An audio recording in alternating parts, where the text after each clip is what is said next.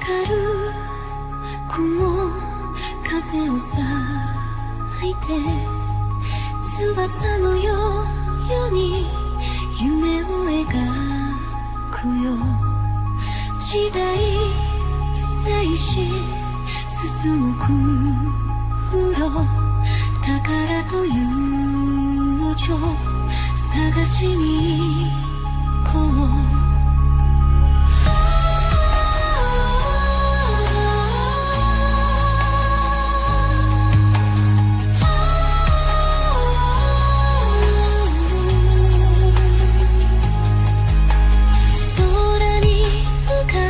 島の影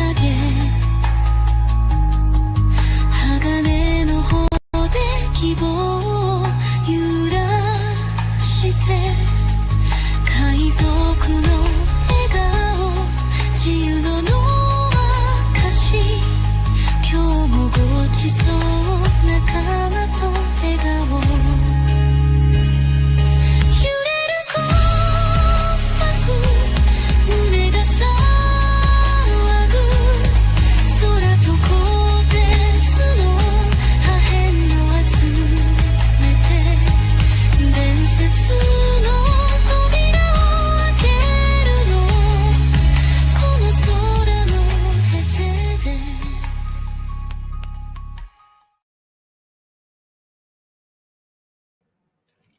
Evening all, we're back from outer space, perhaps, or at least the sky. I'm looking very stick of the dump today because it is unseasonably warm here in the UK and I have Dave's syndrome. Let's bring in the players because we were in the middle of a boss fight. We will be ending slightly early today because I'll be over on inappropriate characters on Rumble at midnight-ish UK. In we come. All right, let's kill this bitch. Enthusiasm. That's what I like to see. Right. I need the bitch's character sheet up. So that would be a good idea.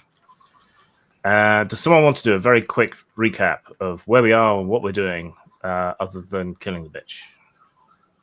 Sure. So we have discovered that Arion was disappearing from the village city Fangpang or something like that.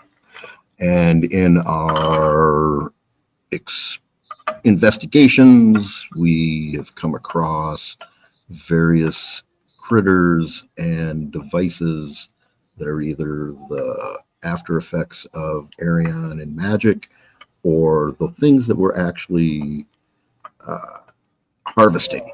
We've had our young dragon boy followed a wounded machine and discovered down deep there was some sort of junker processing thing going on with the largest piece of Arion known to exist. We boarded through various methods and we found ourselves in the main, laboratory of some sort of tinker, apparently. And they are bonkers out of their head, mad. They've been shooting up the Arion, trying to transcend to another state of being. And we immediately said, no, this isn't good, and started trying to kill her. And now we have her cornered, as it were, up on the ceiling for some reason. And I'm about to do something to her. And that's where we left off. We had the initiative. Right. About to do something rash, probably. Yes. Right. Do I have everything tracked here? Did I successfully steal her panties, or was I unsuccessful? I forget now. No, that was success. Oh, cool. So I've got some frozen underwear. Yes, you've got an ice mage's underpants, which is... Yeah, it's like when you put your pants in the freezer on a hot day. So Nobody does that.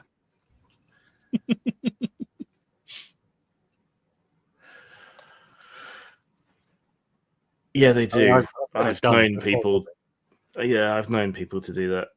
Yeah. Don't put sweaty underpants in the freezer though, because they go solid. I've been watching tales from the internet, and there's worse things to have on underpants that you could put in the freezer. Oh yeah. Hello to Guatemala. An excellent choice of avatar, by the way. I hope we all agree. Otherwise, I may have to beat you. All right. Yes, stealing a trope from Ranma and Konosuba. You used your thieving magic to steal underpants.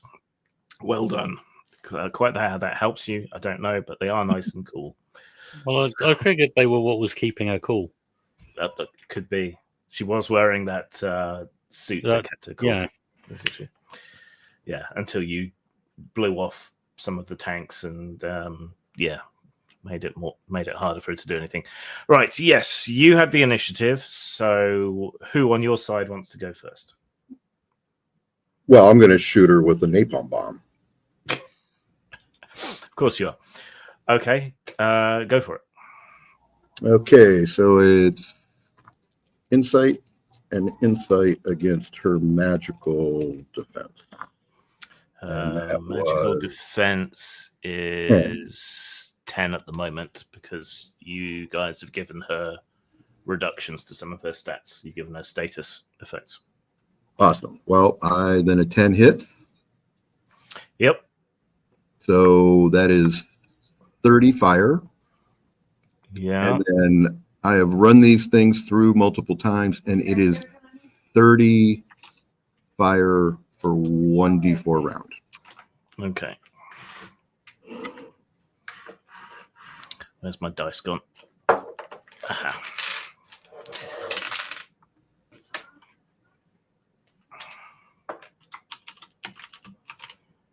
Might they be vulnerable to fire? They might well be. All right. Like really unhappy now? So Bao flings a flask of napalm up at the geomancer as she hovers above you. She is engulfed in flame, and more fire spreads around the laboratory as well as the fire drips off her. She screams in agony and summons her own magic to counterattack. So let's see. What should we do? Oh, wait. Where's the... Oh, I'm fucking this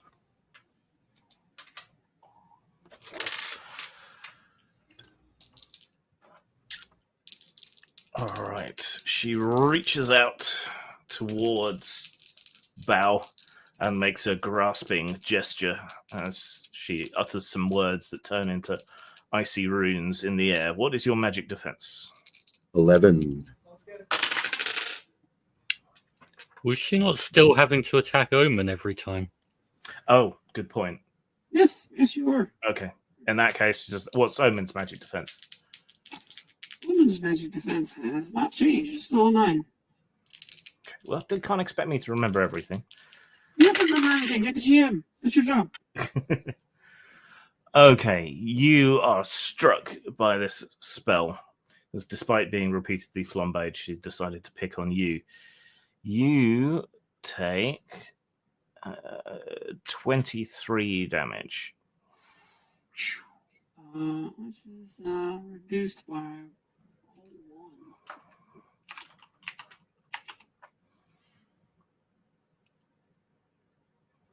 Could I attempt to fist her to death with my help?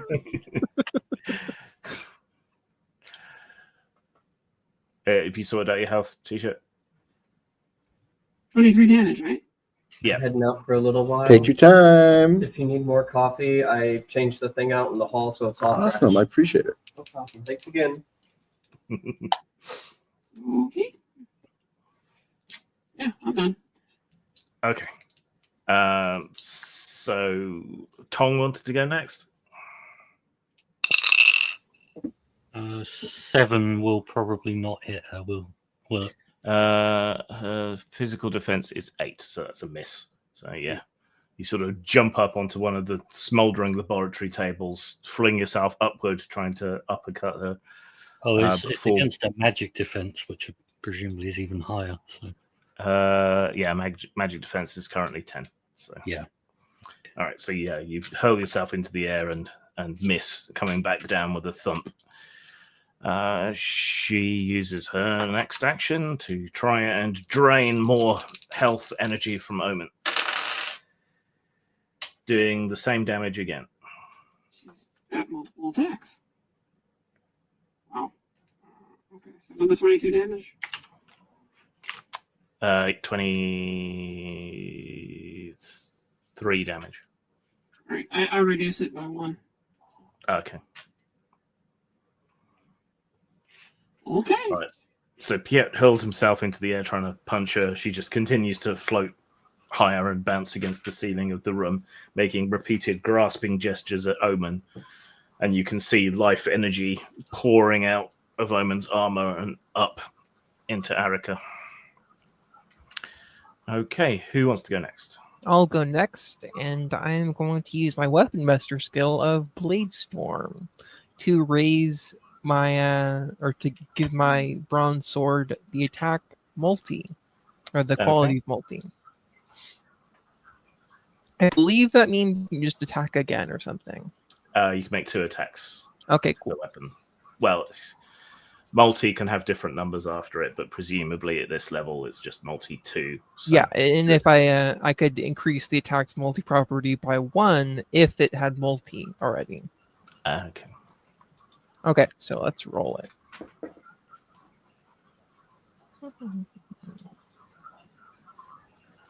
Here we go. Dice. And it is a Dex plus Might plus 1. Dex is 8. Might is D10.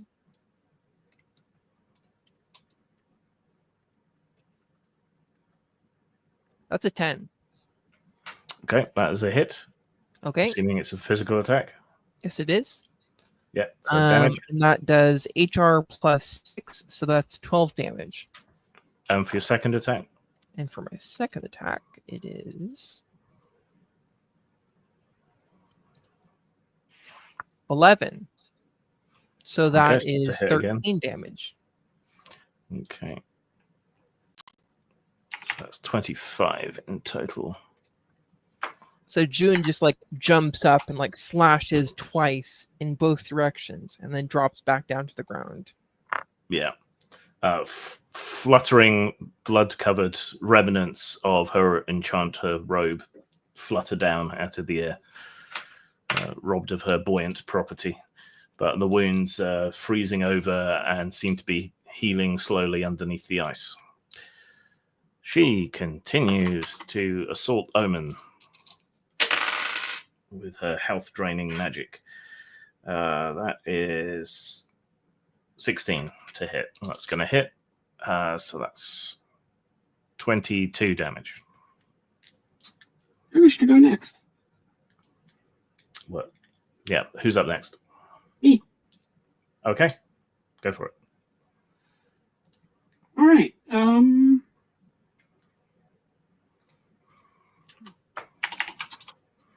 Well, with one last look at the rest of the party, Omen will smile at them and say, "I loved you all the only way I knew how.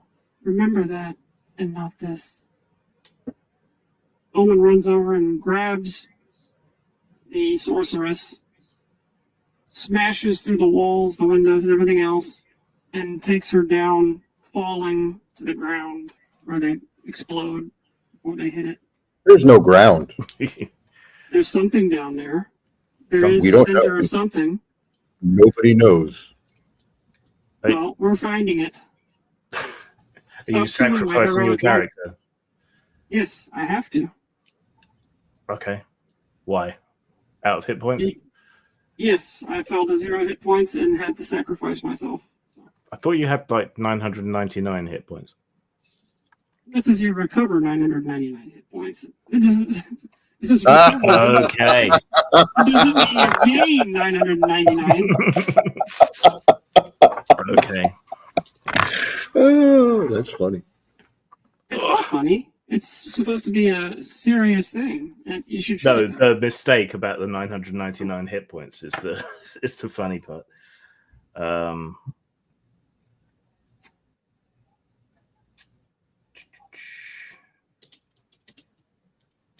It says you can and should go overboard with this, especially as you will permanently lose your character. So, Just trying to find the sacrifice rules so I can double check them.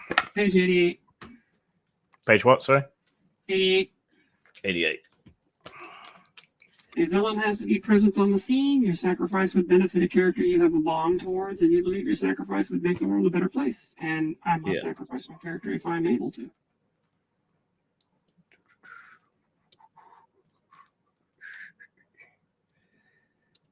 So a villain is present. Sacrifice benefits characters you have bond towards. Believe your sacrifice make the world a better place.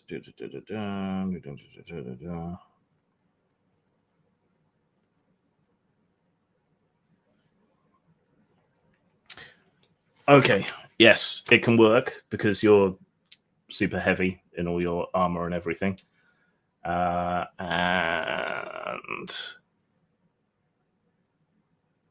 so the fires you guys had set had the laboratory rising quickly through the air, faster and faster. So if it had kept going much longer, it probably would have been very difficult for everyone to escape. But because of your sacrifice, everyone will be able to get free, and the ship won't be smashed to pieces or blown up either. All right, you go charging across the deck, take one jump up onto one of the laboratory tables, hurl yourself through the air, and smash into her as she continues to leech life energy from your body. You barrel forward into the burning walls of the lab and smash through the thin light metal of it, plummeting out into open space. The air is already very thin up where you are, so you can't breathe, and she falters in her words, and her magic dissipates rapidly. However, the wind rushes past you. She continues to blast you with magic to try and get free, to drain more health, to make herself fitter and more capable. You lock your arms together and then switch off the motors so they no longer respond to your instructions. And you tumble down and down and down, faster and faster, faster and faster, until you hit into the cloud sea and disappear from sight, heading down towards one of the ultimate mysteries of the world, but never to be seen again. All right. You guys stand stunned in the aftermath. I'm going to give everyone a Fabula Ultima point for seeing this heroic sacrifice. That includes whatever character you decide to switch to, T-shirt. What do you do? The lab is on fire. There is a massive hole in the wall. Air is shrieking out from inside the laboratory. And you continue to rise faster and faster up into the air. We get the fuck out of here. I'm a pirate. I'm looking for booty. I'm going to put my door up off the floor on the way out the door. Place, yeah. So just grab what you can and run. Yes. Everybody answer all at once. Okay, 1 second. Right, there are no loot tables or anything, so Oh, man. That sucks. yeah, That's what AI is for. exactly. That's why I'm just gonna have a look at. Let's find a good use for AI. They're out there, man. Mhm. Last minute. I need a loot table for Fabula Ultima. Give me 1, 2, 3, 4.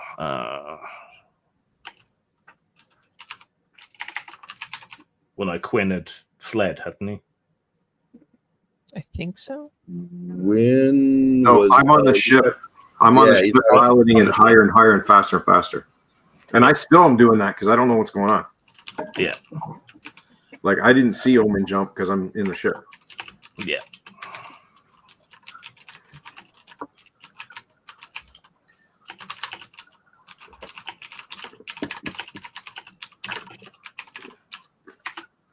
So she'll be okay, right? Sure. I mean, she's made of metal. Yeah. I'm sure she'll be back. I'm sure we'll see her again. Did she know how to fly? Did she have like jet boots or anything? No. I don't think so. But hey, if the void is infinite, she'll be alive a lot longer than we are, probably. All right. 1 second more while I quickly pick which things are actually viable.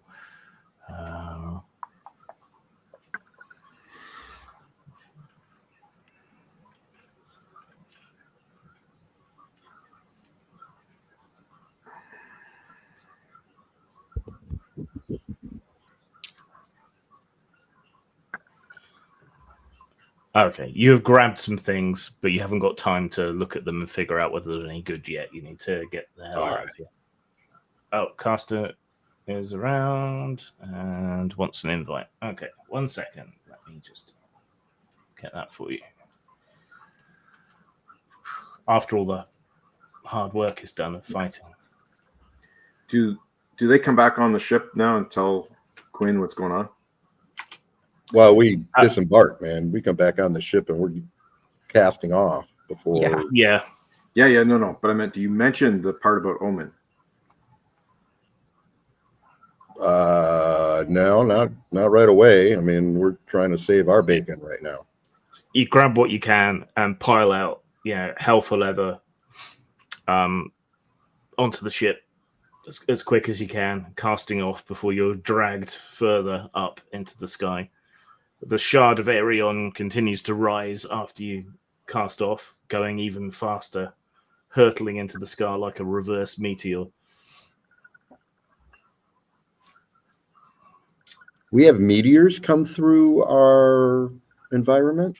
Occasionally, yeah. Ooh, there's an interesting tidbit. Yeah. But the people don't know much about them because they so rarely hit a landmass.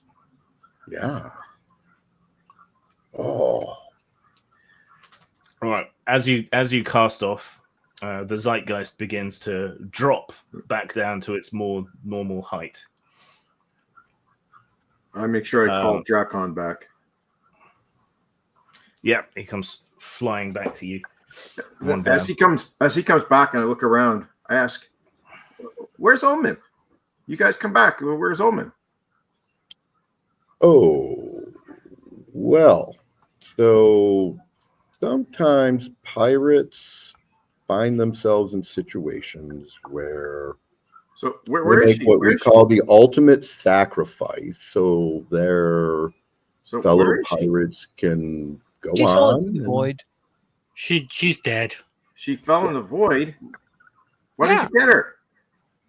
Yeah. Why didn't you go get her? Why don't you think we didn't get her? She's just falling, right? Wait, and I jump off. Sure the ship. is. I jump off And the you ship. are hours And late. Grim, I spend 10 Fabula points. 10 to go after her.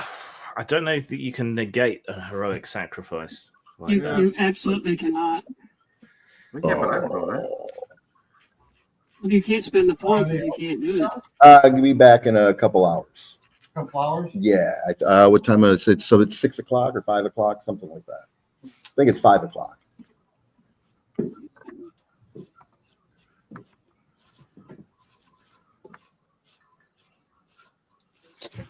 Devlin's on the ship. Like everything was a bit of a blur. I have no idea I have no idea how I got here. Yeah, shit happened. All right, but yeah, Quinn goes diving off. Drakon comes flying after him. You follow the smoke trail down, figuring that's where Omen might be, and you dive and dive and dive with your ears popping every few seconds. You hit boom down into the cloud sea, and suddenly you can't see anything at all, really. You continue to dive deeper and deeper. The pressure gets stronger and stronger until you start to feel sick. You push yourself on a little bit more, and as you sink in deeper and deeper into the dark layers of cloud, you almost can't see anything except distant flashes of lightning as they go off deeper in the clouds. But then you hit a bank of drifting snowflakes. Mm. Which must be where the Geomancer met her final fate. But you're getting so crushed, it's so painful to be down here, you can't really go any deeper. Drakon grabs you in his claws and starts pulling you up again out of the clouds. For your heroic attempt, however, you may have a Fabula Ultima point.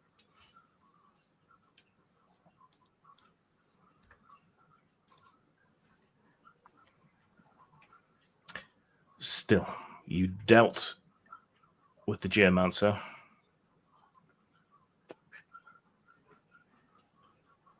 And saved the rice paddies around Sampang.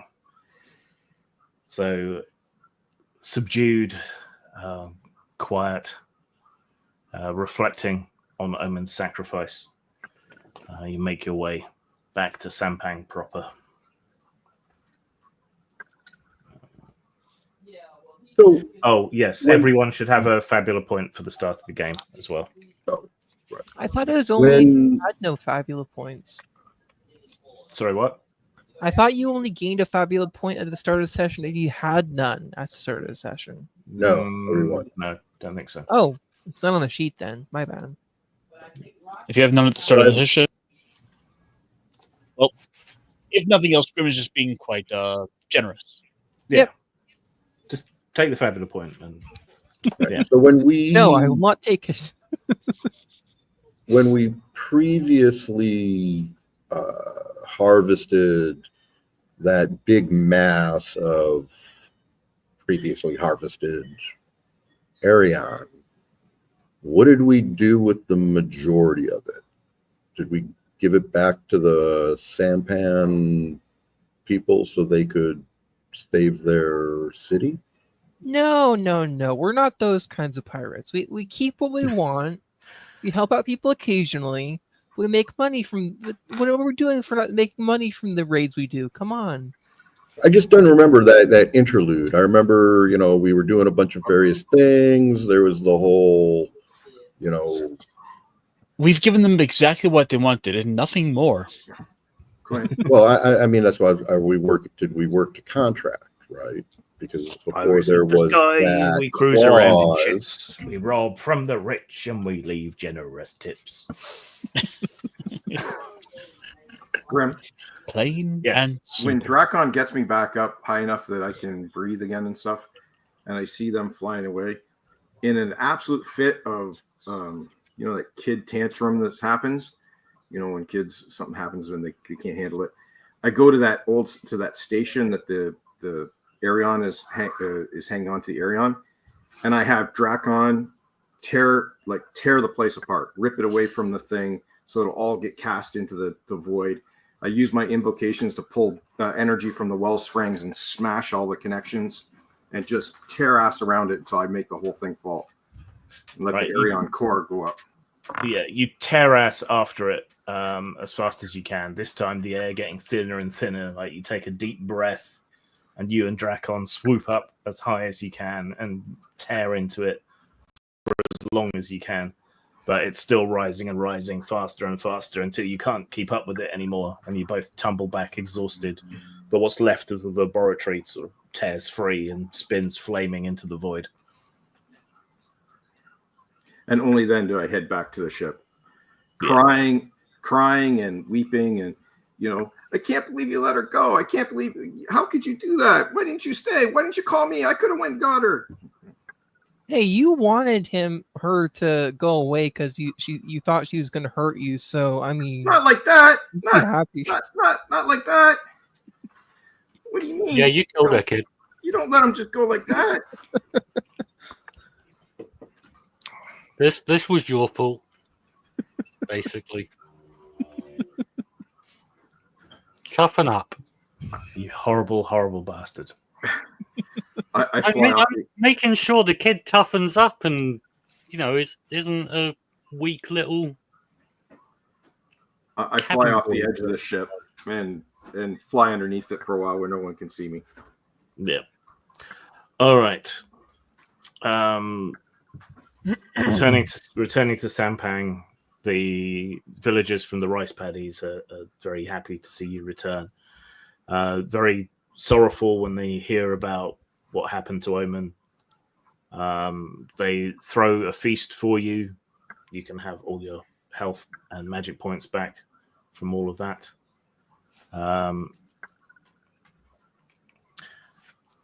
Auntie Na, she inscribes Omen's name onto a piece of driftwood and hangs it next to the sign on her restaurant, and adds a dish, a blood soup, in honor of Omen for sacrifice.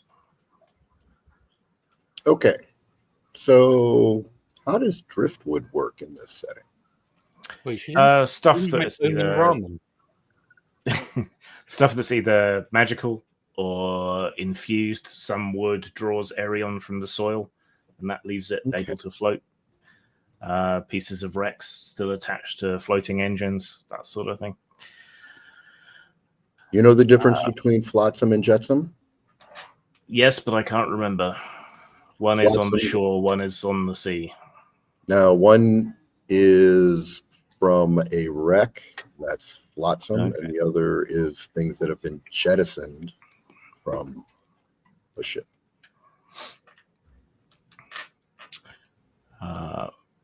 They all float. So I wonder what Davy Jones' locker is like here. So 6 XP to all your characters. 6? I think what we'll do is the XP at the end of each adventure rather than each session, because otherwise it will make gauging the encounters and things too difficult for me. So. Oh, sure. We are now level 7. Do we want to have a little funeral scene at Auntie Na's so you can adjust your bonds and things? No. Yeah, that's a good Never idea. mind. We'll just leave her to rot. All right. Well, after the feast and everything, Auntie Na clears the restaurant and it invites you all in to say your piece for your fallen crewmate. Well, as captain, I would like to take this moment to reflect upon the brave and generous spirit, as mechanical it has been, and as difficult it was to understand. In the end, a pirate gave their life for the rest of us.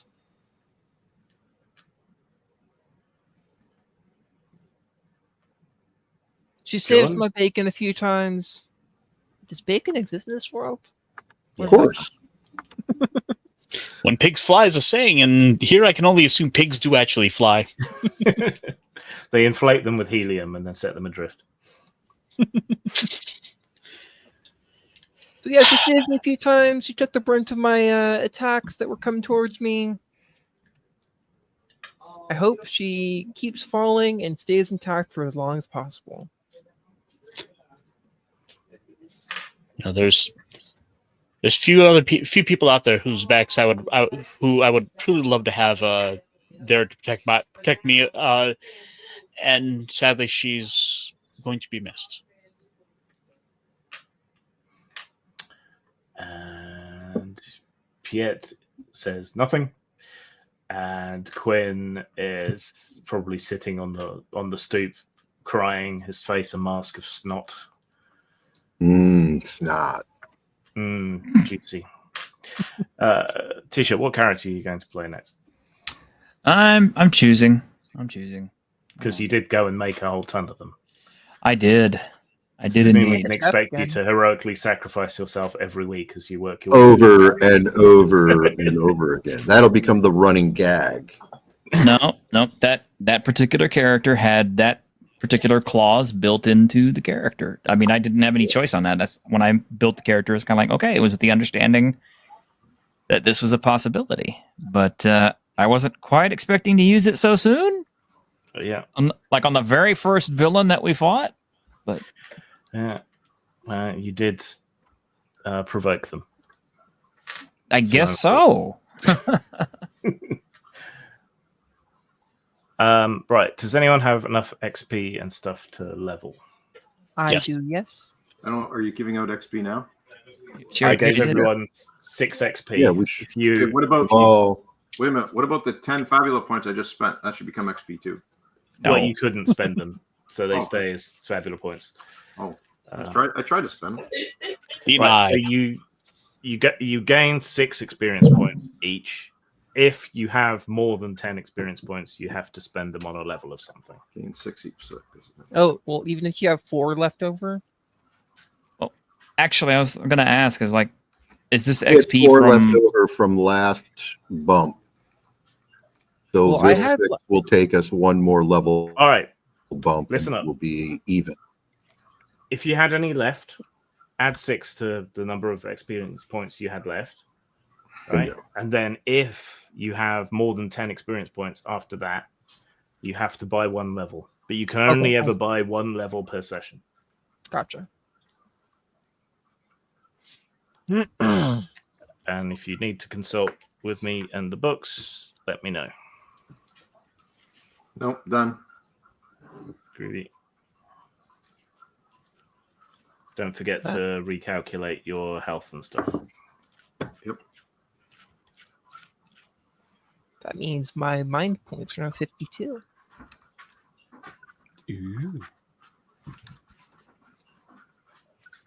I think different stuff happens when you reach level 10 as well.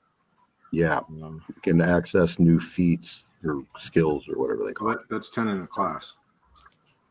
Yeah, but every 10 levels you get something as well. I think you get a bump in a attribute. We really needed a more high-paying pirate gig. This was our first real job. Oh, the Grateful Peasants will replenish your inventory points as well. Okay, cool. Well, nobody should be near level 10 anyway. We should all be 7. No, I know people like to plan ahead for We do. Nope. leveling up their characters.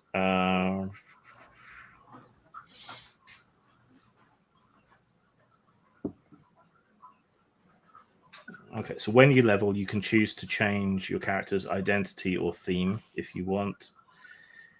Don't forget to increase your hit points and mind points. Okay, it's at level 20 or 40. You can increase your base dice step by 1 size. You could take a D8 to a D10, and so on.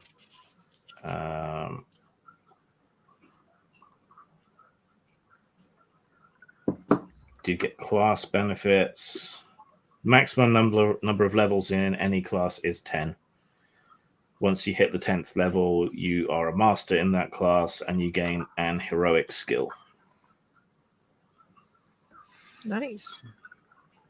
You can never have more than 3 non-mastered classes. If you want to further diversify your character, you must first master one of the classes you acquired. Oh, I So I know guess- how we get more Zenit. We go and fight random monsters. Yes. Random monster encounters. Just fly in Oh. circles until a random encounter appears, and then We just keep spinning the D-pad around. I mean, that works. If I take a level of Wayfarer with the Faithful Companion and make it a construct, can I modify it as a tinker? Can't be a construct. It says a beast, construct, elemental, or plant. Oh, I thought it was just beast, elemental, and sorry, I'm wrong. yeah. Remember, I read through one. I was upset I couldn't get monster for mine. Yeah. So together with your group, create a level 5 beast, construct, elemental, or plant NPC that becomes your companion. And then you want to modify it using your Tinkerer stuff. Where's Tinkerer gone?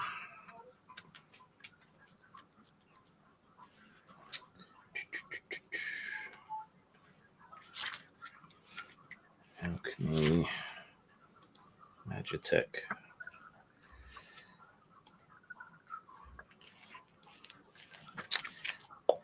That sounds really nice to take as a power for Weapon Master. Counterattack. Let's see. I am leveling up Sharpshooter and am taking Barrage. I'm going to level up Weapon Master and take Counter Strike. Just remember, with counterattack, it only works if the enemy rolls an even number. Yeah. It's real specific.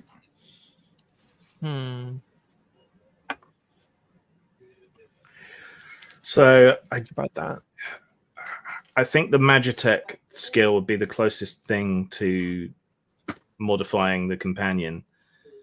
Okay. But there aren't that many specific skills here, even though they call Magitech engineering, golem craft, and robotics. Right. So I will have to improvise, but yeah. Okay. Well, and what I can do is, go through the Tinker creation stuff, and we'll make sure that it does what it needs to do correctly. There's another use for AI, but I got to tell you, man, it's not as cut and dry as you would think it would be. Like if you don't tell it to constantly review the rules every step of the way, within a couple steps of doing something, it'll start drifting towards 5th edition. Yeah. So you didn't have a level in Wayfarer yet, did you? No, I did not. Okay, so if you take that, your inventory points go up by 2. Correct. And you take 1 point in Faithful Companion. What are your classes? Mine, I have where am I? 5 levels of Tinker, 1 level of Rogue, and now I'm looking at 1 level of Wayfarer. Okay. That 1 level of Rogue is so that I can do the get out of here. Just did with the see you later. I can rush in and with a bomb into a burning building and then disappear. Nice. What kind of robot companion do you want? I thought you guys had. So I want something that is magically defensive. Why don't you make Robo from Chrono Trigger? Because I don't know what that is. Oh. Yeah. It's a very good robot. Like all the anime that you guys, though not one of those references does anything for me. I don't know anything. Chrono Trigger is technically an anime, but it started as a role-playing game for video, like NES and stuff. Oh, yeah, now you're really talking about nothing.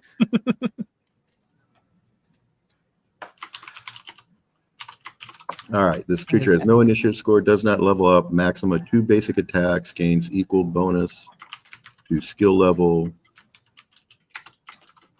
Yeah. And then maximum points are equal to skill. Just out of curiosity, do we have anybody who causes a lot of status effects? I can. Oh. Yeah, you can set people on fire and do other things, but you don't have a specialized inflictor of status effects. No. See, because that's the other way. We go down for you. Yeah, but in one of the short-term projects I have is to take my little bolt caster, and for 10 mental points, it can inflict a status when I succeed. What's that? Robo. T-shirt in 1 level, I will have that, but I need 1 more level for that. So yes, do you want have this on hand? So do you want a little tin soldier? Yes. Follows you around. Okay. Correct. Right. It can be, it can look like whatever. I don't care what it looks like. All right. What traits shall we give it? It says to do this as a group. So. So traits are on page 207. Yeah. Basically, it's just any 4 descriptors that makes them unique. It can be a personality, a need, or an instinct. And if you give them vulnerabilities, you can get some extra traits. Yeah. Each species has its own rules. Well, I want it to be, super specialized. Okay. Flying would be good. Yes, but that's not traits. This is just like personality and other things. So hyper specialized. Let's make it focused for a trait. What if it was rather clingy or? Yeah, there you go. Because in the comment about Bao Ying being about 300% louder than everyone else, I don't know if you've got audio control, Grim.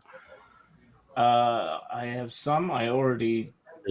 I mean, he's not in the StreamYard, but whether it's doing something between there and YouTube. I'd already reduced it a bit, but try. I mean, I'm pretty loud too, but Yeah, Dapper, can you say something again? I'm just a loud person. Okay, I've reduced it a bit more. I think you may be exaggerating with 300% Grabsoft, but it's fine. All right, so we've got a focused, somewhat emotionally clingy robot. It needs 2 more traits. What if it was a germ freak? I was going to say, it should be wiser than me. Wiser than you? Which isn't hard. Student has surpassed the master. And you wanted it to be sort of anti-magic, didn't you? I wanted to be like a magic shield. Okay.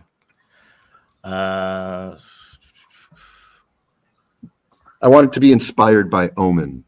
I'm inspired by Omen's sacrifice. So this is my little mini me Omen. Okay. So focused, clingy, wise, and dutiful. And it looks like a little chibi Omen made of metal. All right. Its level is 5. It is a construct. Each species has its own rules, so constructs get some particular things about them. Yeah, it gets 2 skills.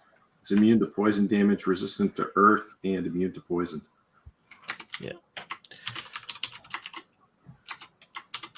Yeah. And like I said, if you take extra vulnerabilities, you can give it extra skills. Yeah.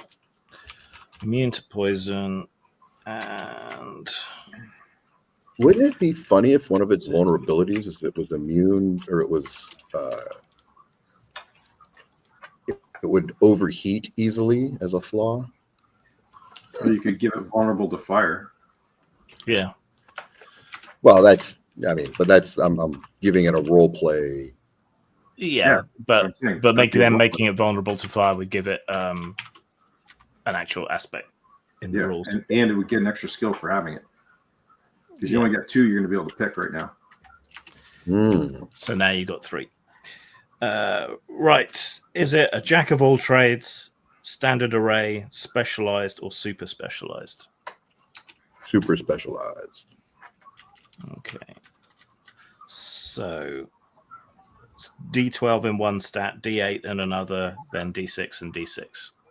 So the D12 will be in might, the D8 will be in insight. Or no, insight. And then D6 for dexterity and will. Okay. It's 2 basic attacks. These can be melee or ranged. You drank the whole. They are melee. No, it's over here. Okay. So to make it truly devastating, we can make that might plus might, so it's getting 2d12 on its melee attacks.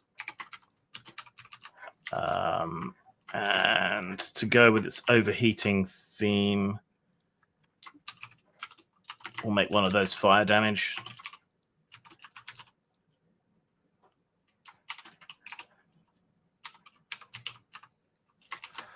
and one of them just like regular beat things to death with its body. So physical.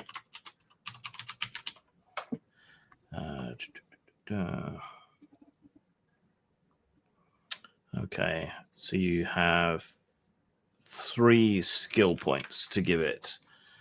So NPC skills include crisis effects, damage absorption, damage immunity, damage resistance, final act, such as exploding, flying ability, improved damage, improved defense, improved hit points. Things that make it defensive. Yeah, this is a defensive companion. Use equipment's a good one for it because then you could give it a shield. Yeah.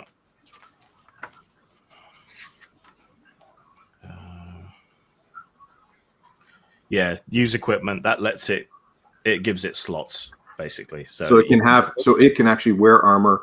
It can actually have a shield. Cool, and that's stuff that I could make. Yeah. So it has the use equipment, and that'd be an easy way to improve it with your abilities is just by improving stuff to give to it. And then you could give it improved defense twice. Cool. I mean, +4 to 1 defense and +2. Oh, T-shirt's got insight on that. What do you think, buddy? Well, I mean, if you just want the pet to do everything, then yeah. Because the pet's basically the pet is basically as powerful as an NPC or a PC now. Almost. I think the idea of having it as a shield golem almost is correct. That's exactly what I had in mind. Well, the thing is, I've been looking at all the forum posts and stuff, and they say that is the most ridiculous skill or the most ridiculous power you can give somebody because it's so overpowered. Which one? The pet defense. The pet. Oh. Well, look, man. I'm gonna.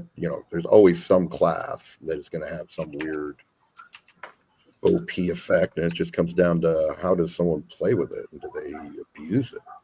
Yeah, exactly. Just letting you know ahead of time. So. Nope, I appreciate it, and letting Grim know ahead of time. I mean, Quinn has a dragon, so yeah. That's the same thing. That is also the pet thing that I'm telling you about. It's fine. Yeah, they don't actually do that much damage though, because even my dragon has the maximum you get was +10 damage. Yeah, but it's basically a whole extra set of attacks. It's a whole extra character. Yeah, it is an extra set of attacks. Yeah. Mm-hmm. Right, and when you're doing that, what is it? What did they come up with this? But remember, you don't get to attack. But you don't get to attack if you have him attack, because that's why I was going to use my action to command him. Because it doesn't take an action of its own; it only responds to your command. Yeah, but I just want this thing to stand in front of me and take hits. Yeah, for that, it's probably even better.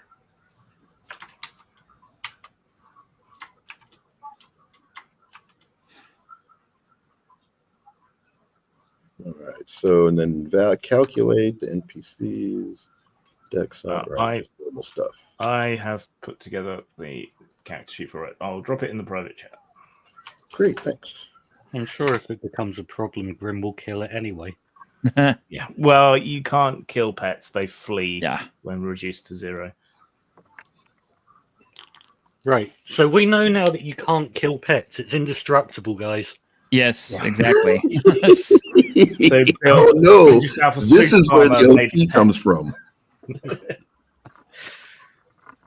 It's like when the boss covers himself in babies for armor. You can't strike me.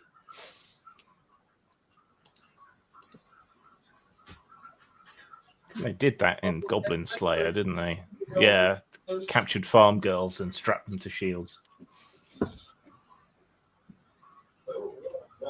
If it works. Yeah. Yeah. All right. Does anyone else have any downtime stuff? Leveling up.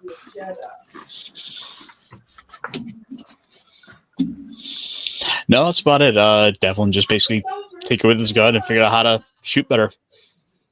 Yeah. Oh no, that gun's going to disappear the next time I make another gun. I might just have to take a level of tinkerer so I can at least have like a decent gun, and then maybe It's 2 maybe levels, down the road. just so you know.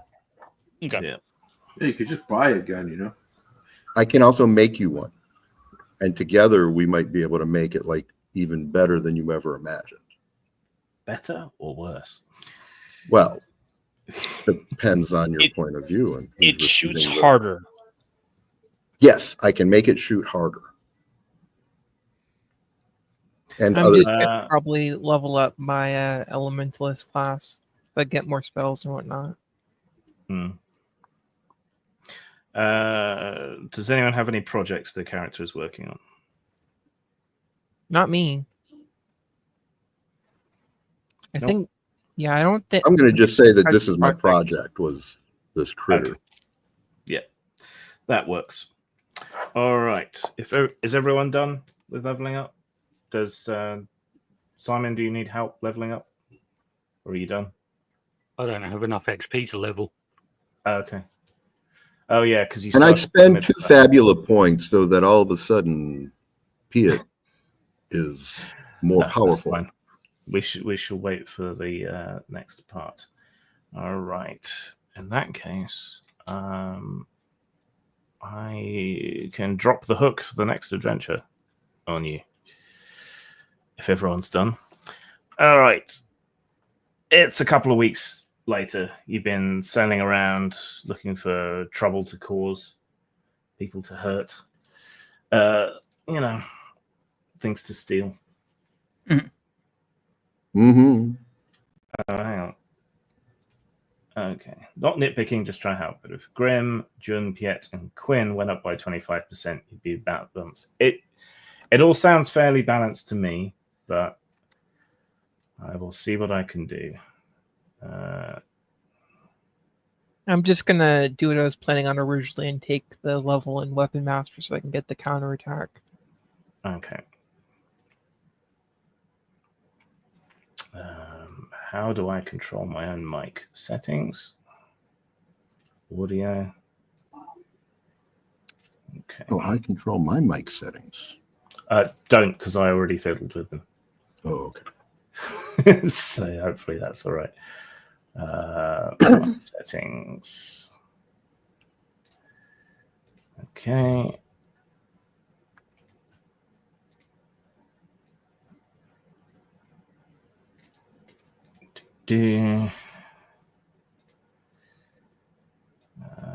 Can't fiddle with Simon's while he's muted. No, I'm not. Okay.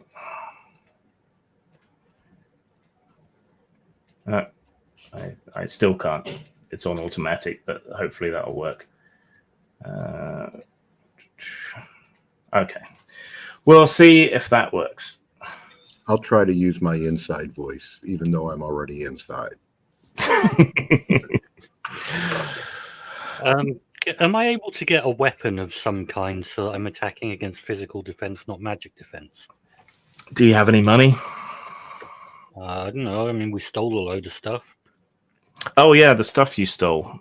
We forgot about that. All right. So, one of the things you stole is an Aerion capacity core. It's a sort of one-shot emergency hover engine, which either you can use to fly if you can't already during a scene, or you can use to keep the ship up if it's sinking. Yeah, anything like that. So someone take that. Why don't you take that?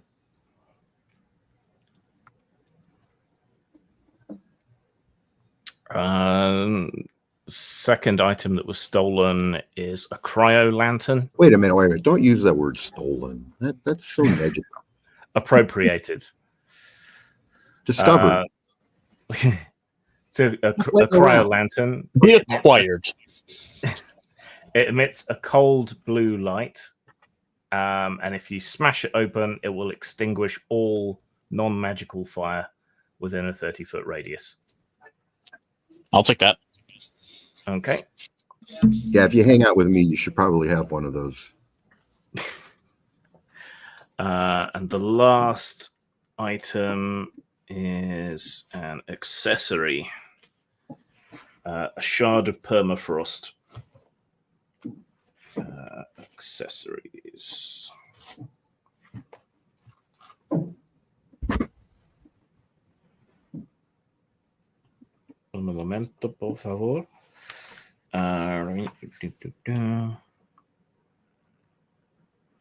Okay, while you wear the shard of permafrost as an amulet, you are resistant to cold and ice damage.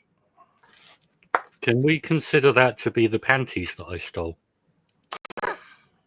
Yes, you also have the panties. The panties can also be considered an accessory then. And while you... Yeah, let's make the panties the item instead of the shard. Okay, so... You can also sell them. While wearing the blue silk panties of permafrost, you are resistant to ice damage. Does anyone want them? June will take them. They fit. I mean, if not, I'll wear them over my trousers like Superman. I guess June will take them. She is a fighting type after all. It'd be good to have some resistance. Grim? Yes. How bad do you want to keep tracking whether or not the enemy is in crisis? I mean, it's relatively easy. Okay. For me, so it's fine. Okay, because if I take this character, then a lot of their abilities depend on the enemy going into crisis. Okay. Grim, can you post the stats for the magic panties in the chat so I can copy them into the description? Okay. Thank you. If Warren gained resistance to cold. Yeah. We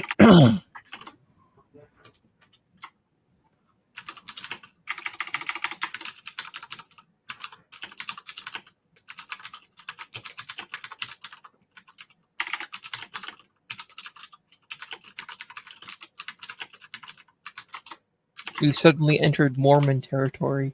Indeed. Magic underpants. Mm-hmm. Okay, let me copy that.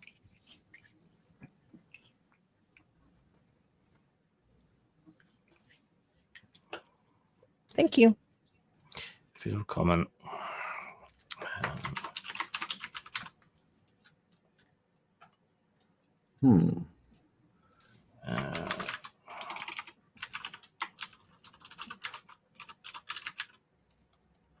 When they're used, they probably sell for more.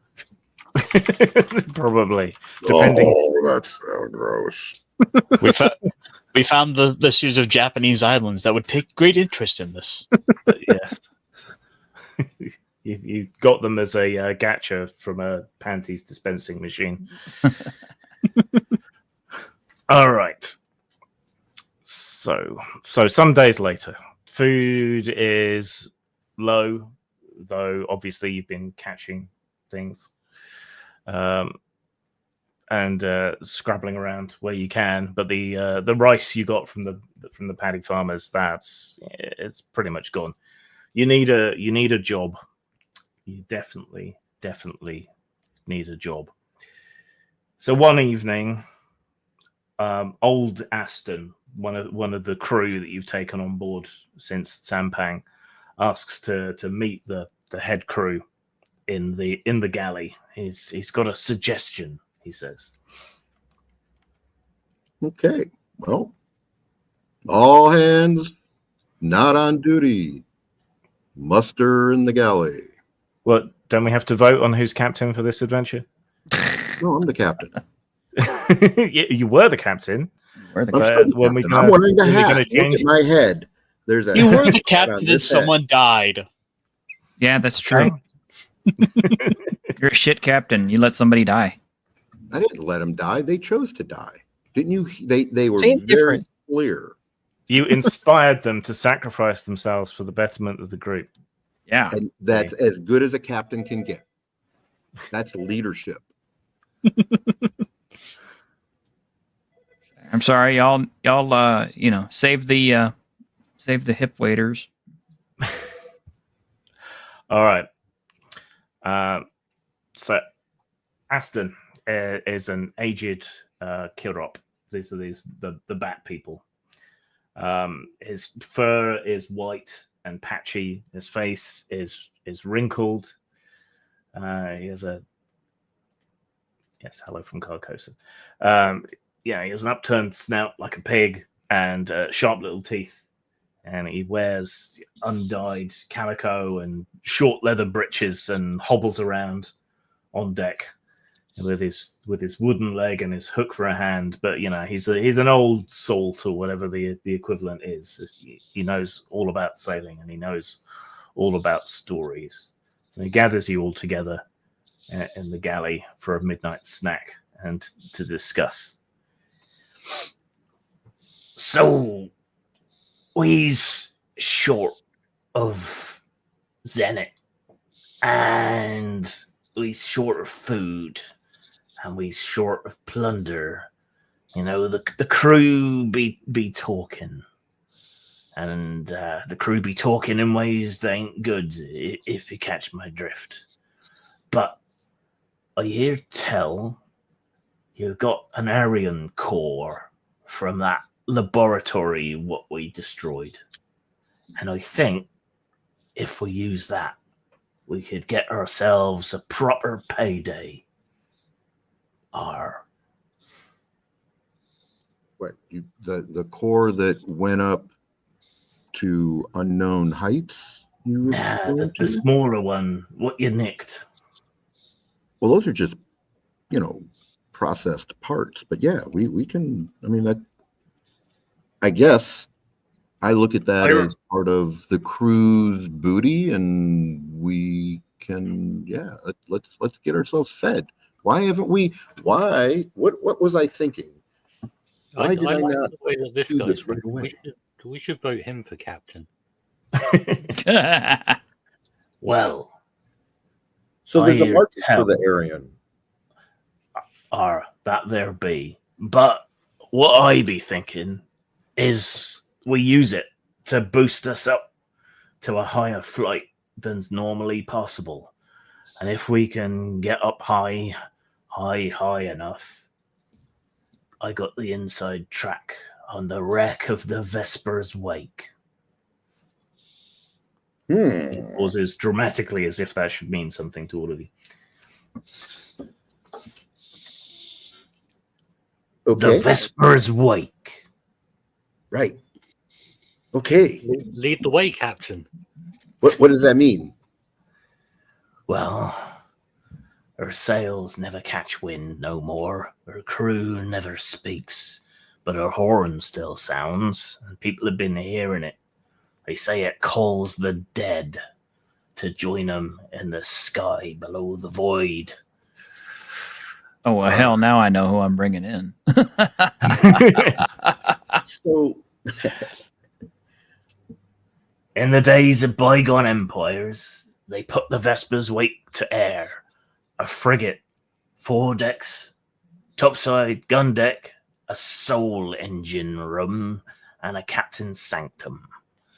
Was one of the last vessels of the Recon fleet, lost during the automaton revolt, so they said. Built out of leftovers of bygone empires and dreams and horrors. But all of a sudden, during a battle, up she went. Up, up, up, higher than any other vessel's ever been able to go. So she's up there, pristine, unlooted, unsalvaged, right for us to boost ourselves up there, catch the bloody thing, and nick everything what ain't nailed down. Can we nick the ship? Dunno. Worth a shot. If we can get it to come down, maybe we could. You're not the ship's cook, are you? No. Good. Just checking. That would be Neil, I would think. I just remember this story about a ship's cook who tried to convince an entire crew to go after a treasure. No. I'm shit at cooking. I burn water.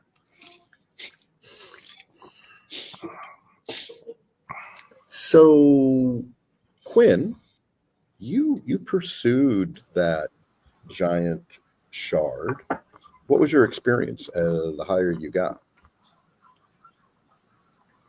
I once you get high, it's a little hard to breathe. But I can breathe up there, but maybe not you.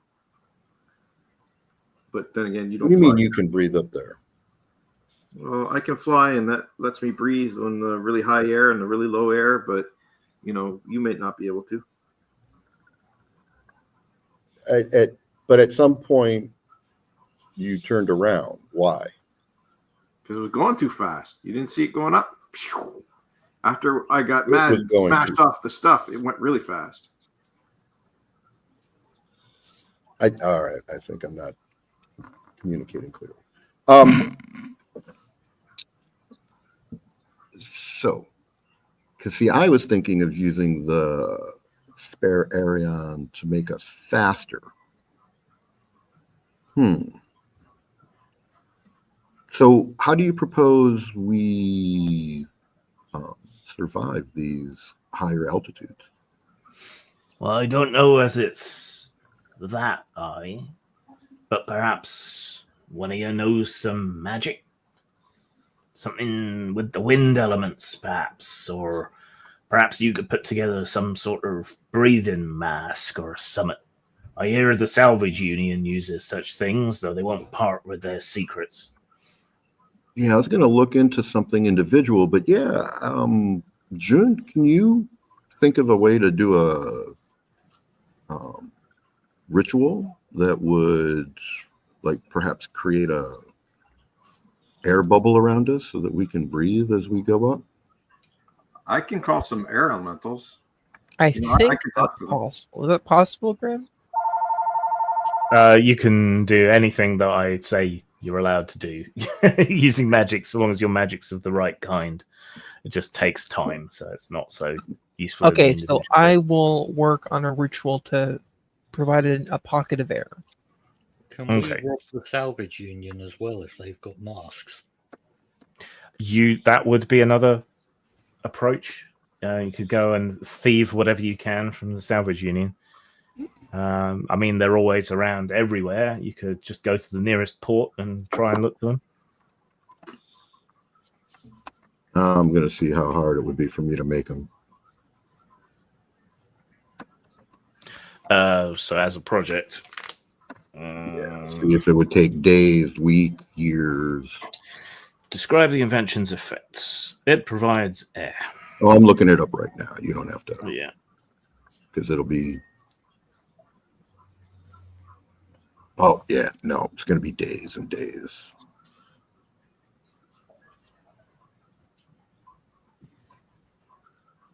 Like, are we sure we couldn't come up with just a simple mask?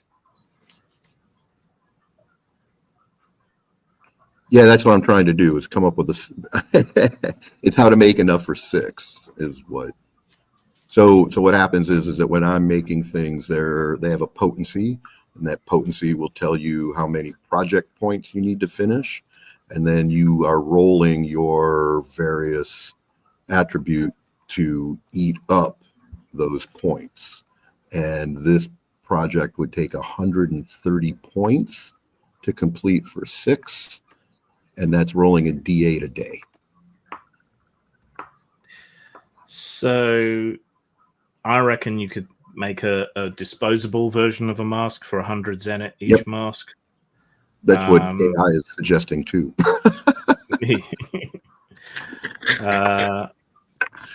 I could sell the permafrost panties and we could get 700 Zenit to pay for all that. Ritual. Make sure you mark them up for having been used by 2 people. Grim, can I unwashed, mind can I you? perform a ritual and just call some air elementals? Yeah, you could do that. I mean, that's free. It just takes time. So that's what I do. Okay, can you make your elemental magic roll, which I think is will plus will, I think. There's Angel Summoner and the BMX. Yeah, it doesn't matter whether it's will or insight. It's the same thing for me. Okay. 15. Okay, you've had plenty of time. All right. Yeah, you spend some time and you make a little prayer paper thing with a sigil on it. So when needed, you can tear that in half and it will summon a minor air elemental for everyone, which will surround their head and give them air to breathe. Oh. For the duration of, an adventure. Okay. I hand the little papers out. Could I rob some masks just to be on the safe side? Well, you'd have to convince everyone to take the ship to the nearest port and then break into the Salvage Guild's headquarters or one of their ships and have it weigh on your toes with some of their masks. Meanwhile, I am trying to get like a physical mask in case we run into dispel magic or something. Yeah, so lads, we're pirates. What do pirates do?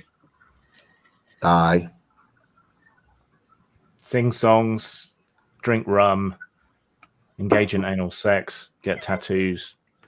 They mix shit. Yes, and they steal things. Yeah.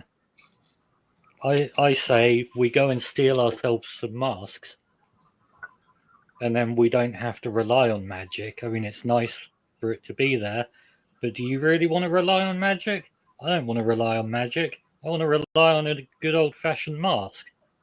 Well, right. That's why I'm trying to figure out how to make them. I'm actually doing this like a now as we pirate. speak. Yes, like a pirate.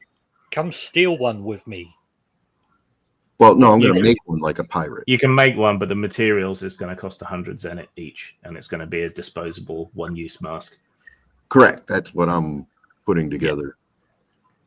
And I don't think we have enough zenit is the problem, right? Yeah. We would if So what you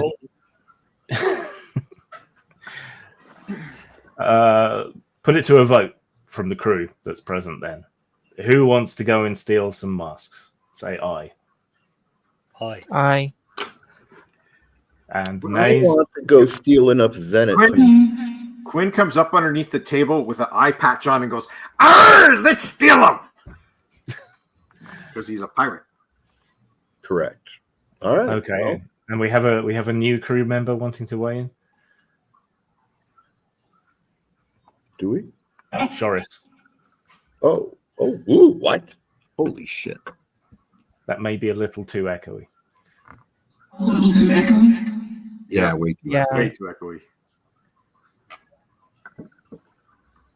I'll just go back to the old one then.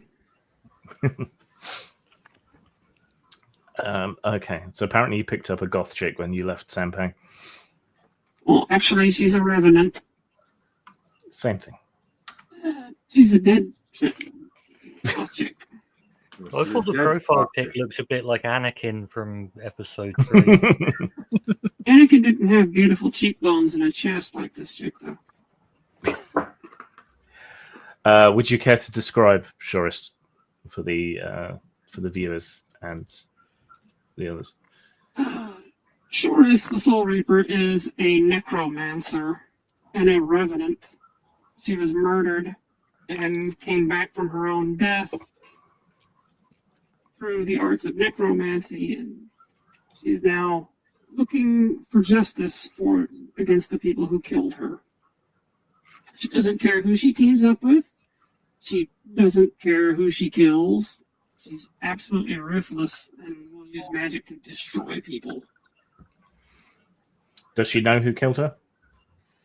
She doesn't. Okay. When did we recruit her?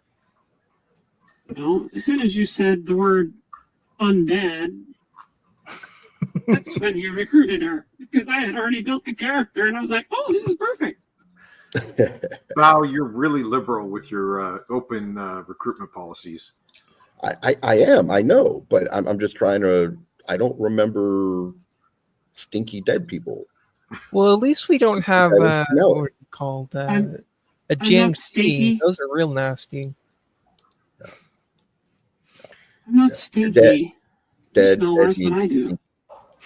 No. I mean, that's for us to decide. Decomposing. I mean, you're around, you'll smell all the time, you won't notice it. If we say That's you're all right. stinky, Flying flesh. But at least she ain't wearing used panties. Oh wait, I bet you we could get more money. That would be 3 pairs of 1 pair worn 3 times unwashed. One bed, there'll even. be some market for like panties worn by dead people as well. Oh, absolutely. And as a matter So of this fact, is like a collector's item. excuse me, I will let you go ahead and, rub your pathetic little pecker against my cold corpse, and you can try and gain some sort of thrill from it. I have chosen a heck of a time to come back. Wait, you're Yeah. do that? You keep choosing these awesome times to show up. I chose the wrong day to stop sniffing glue. Exactly. Well then, are we agreed on my plan?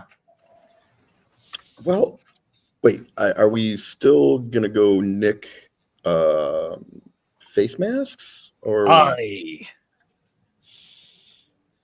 No. Yeah. I'll tell the navigator to set sail for the nearest port. Well, what don't we want to find the nearest? The convenient thing is, at least you won't have to get a mask for me. We don't just have to nick masks. I mean, I'm sure there'll be other stuff we can nick. No, we And don't then have yeah, to. yeah. Get to. Then you'll have some money to make masks that we've stolen. Right. Or something. There's all kinds of things I would like to be making right now if we had more money. All right. Well, let's. Oh wait, the like gypsy style tinker folk. What are they called again? Bugger if I can remember my own setting. What are you talking about? Pikeys! No. Air pikeys. Everybody hates. Air pikeys! You said whatever. Who the fat last big boss? You like dogs? You like dags? We're gonna do an airship. Yeah, it's periwinkle blue. Sorry, what were you saying? The big boss that we just defeated previously. She was a what? She was a member of the Salvage Guild. There we go, Salvage Guild. So is that what we're planning to do? Is go boost stuff? So we're looking for perhaps a lone and isolated salvage hub that we can raid, as compared to a large civilized port of call. Are you so hell-bent on trying to steal these things that you won't consider maybe bringing in an extra party on this deal? Apparently they are. Yeah, we're pirates. We steal things. Yes, but pirates also work as privateers and do consignment work, which means all you have to do is find somebody else who wants some of what we're getting from down there and have them foot the bill for the damn masks instead of trying to steal them and get yourself into more trouble. Or, hear me out. Well, we're kind of self-funding right now. See what you. Well, the bigger issue is that you didn't understand that we still eat food, and so we don't have any, and that is also part of the reason we pirate, so that we can eat. Also a consideration for a extra partner. Grim, I come back into the room with a fake pirate hat and my pirate eye patch, and a fake wooden leg that I made out of a chair leg and a wooden sword. And I'm walking around going, let's be pirates. Let's go steal it right now. Come on. Yes. Let's go. See, the kid's toughening up. Yeah. You're a good influence, Piet. What can I say? Oh, So wait a minute, Shorus, I have a Bobble- question because you keep saying partner. What do you mean? What do you mean by that? I mean, all you have to do is find somebody else who's also interested in getting whatever it is we're going after. You get them to foot the bill for the supplies, which means food, masks, and any other shit you need. And then we Do you know pirate their anybody ship who's going to too. do that? I'm sorry, why did I didn't hear you over the excitable child? Do you know anybody who would offer such a deal? I'm a fucking corpse. Exactly what am I supposed to know that you don't know? You're the one who travels and meets people. Yes, but surely you've been around a time or two. You should surely know people. I'm sure I do. They were around I mean, years it's your and years idea. ago What inspired you with this idea? because I'm the smartest person here. Oh, I Is your don't know insight about that. well then? just by I mean, virtue you're of suggesting we give away some of our loot. We don't necessarily have to honor the contract if you really want to be bastards about it. All you have to do is secure the loan. Ah, now you're thinking like a pirate. The Crimson Pearl Assurance. Yeah, I still see one flaw, which is we don't know who would just give us money to do this. Would anyone Which is be why we should stupid probably enough- go out So and look for we're someone. still kind of self-funding, aren't we? You should listen to Devlin. What was He's that, smart. Devlin? Which is why we should probably go out and seek out some a proprietor with who would have interest in such activities. But if all we need is Deals in- Mark, Oh, I see what you're saying.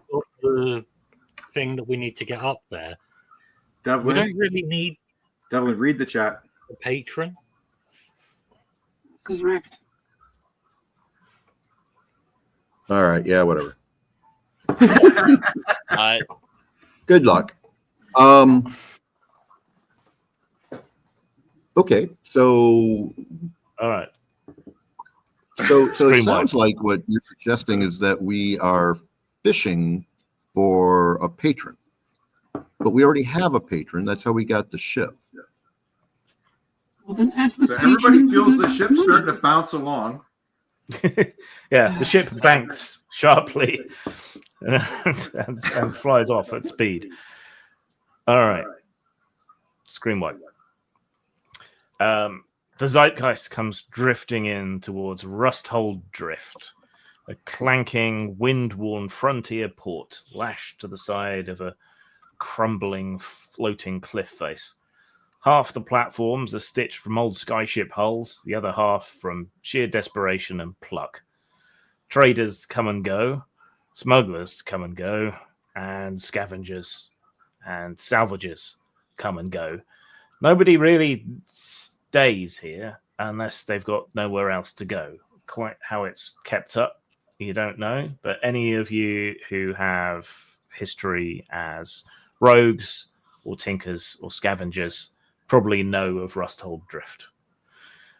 There are a few ships docked there, a couple of other small pirate vessels, you think, from the look of them, a couple of traders, and there is indeed a salvage guild vessel currently docked at the port. Underneath the floating cliffs are enormous nets full of scrap and junk, and various Kirot scavengers clamber around over the nets, retrieving particular items for people who want them, or picking over the detritus to find things that still have value. Can Devlin make a flying roll to dock successfully? Unless he's letting Quinn drive, in which case. Forget it. Yeah, I don't even know if he came and took over after I started taking off with the ship. well, the thing was Well, the There screen. was a screen right. The screen wipe should have probably been Devlin realizing that the ship was shifting, and then he goes running off like, "Hey, what are you doing?" I'm helping. So that'll be what? Dex and insight. Perfect. Hey, wait a minute. I want to make a Dex insight to try to prevent him from taking the wheel away from me. We cut to Devlin at the helm of the ship, and Quinn is like duct taped to the back wall. I like that. What did you both get? I got 5. 12. Okay. Yeah. He holds you at arm's length with one hand on your forehead and steers. And moves perfectly into port. The air smells of smoke and burnt oil. The dust that gets thrown up when ships get broken up or other stuff gets smashed to pieces. There is absolutely no organization. Nobody comes to meet you at the dock. There doesn't seem to be a harbor master. It seems to be a kind of free-for-all, really. When you step out on deck, you can hear auctioneers shouting in that sort of language that they have about various bits and pieces being bought and sold. It's all with some fresh tiling and some curtains, this place would be an absolute shithole.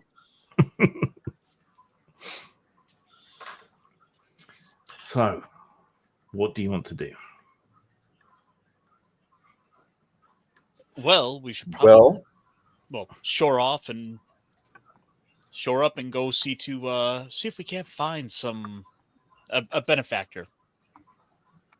Indeed.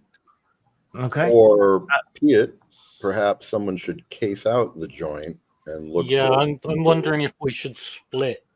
So some of us go and look for a place to rob, and some of us look for a benefactor, and that way at least there's a chance we'll get one of them. Yeah, I was going to suggest that Piet and Bao that we take a little walk around and see what there is to see. Okay. So just so you know, Piet, I have like fleet bombs, gas bombs, smoke bombs, not just fire bombs. Awesome. It's just you only ever use fire bombs. You just have the others say, look, I I have have other bombs. Well, I keep looking for an opportunity.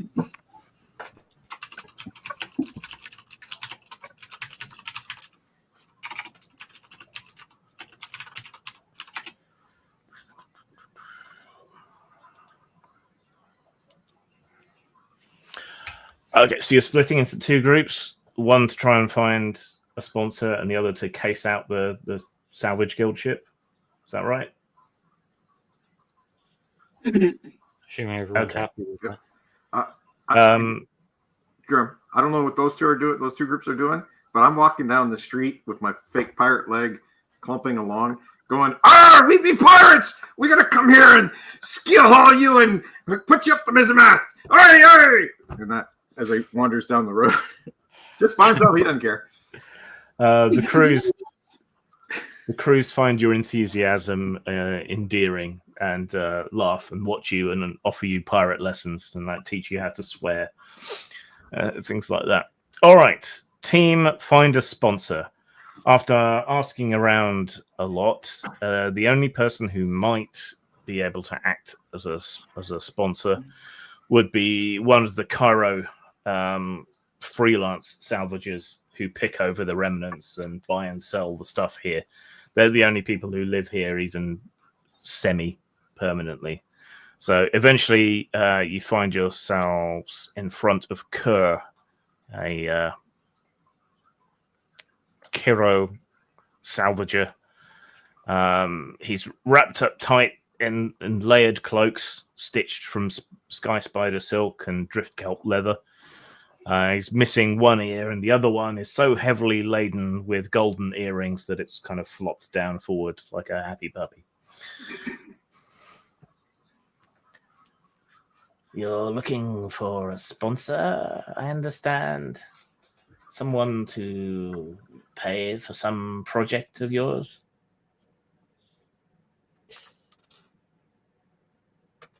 we've got a bit of an ambitious proposal for you. There's a one of those hard to find ships that it hasn't quite been pulled in yet. That I think a man of your talents, I think a man of your reach would be quite interested in the acquisition of. And what vessel would this be?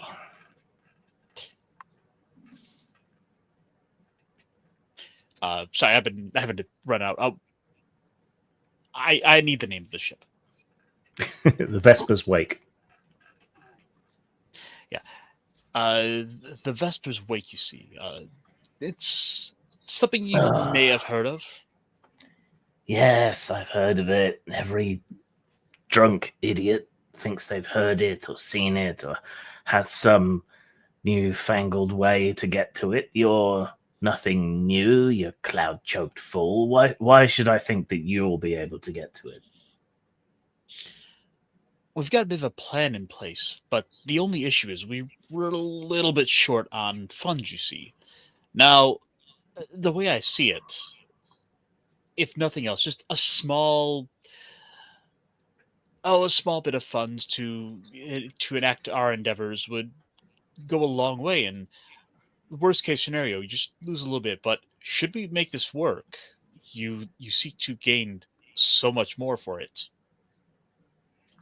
If it works, but why should I think that you have any chance of getting all the way up there, if you even know where the Vesper's Wake is? We have magic. Everyone has magic. Well, we are willing to give you a hyperactive 12-year-old and his dragon as collateral until we get back. He's 8.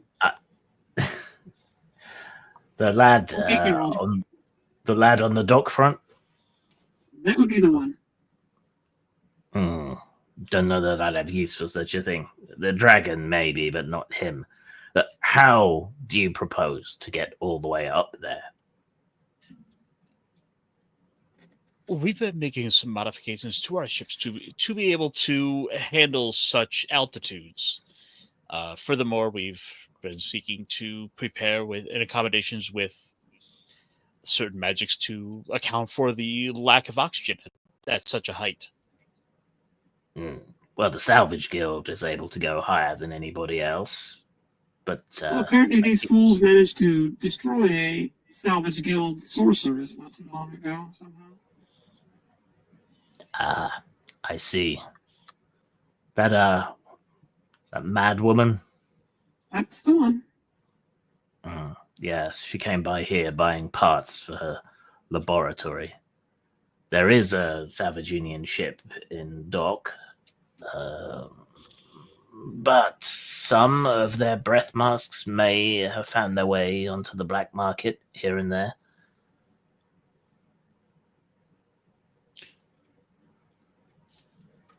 Which We just need the funds to buy them. It's exactly what we need.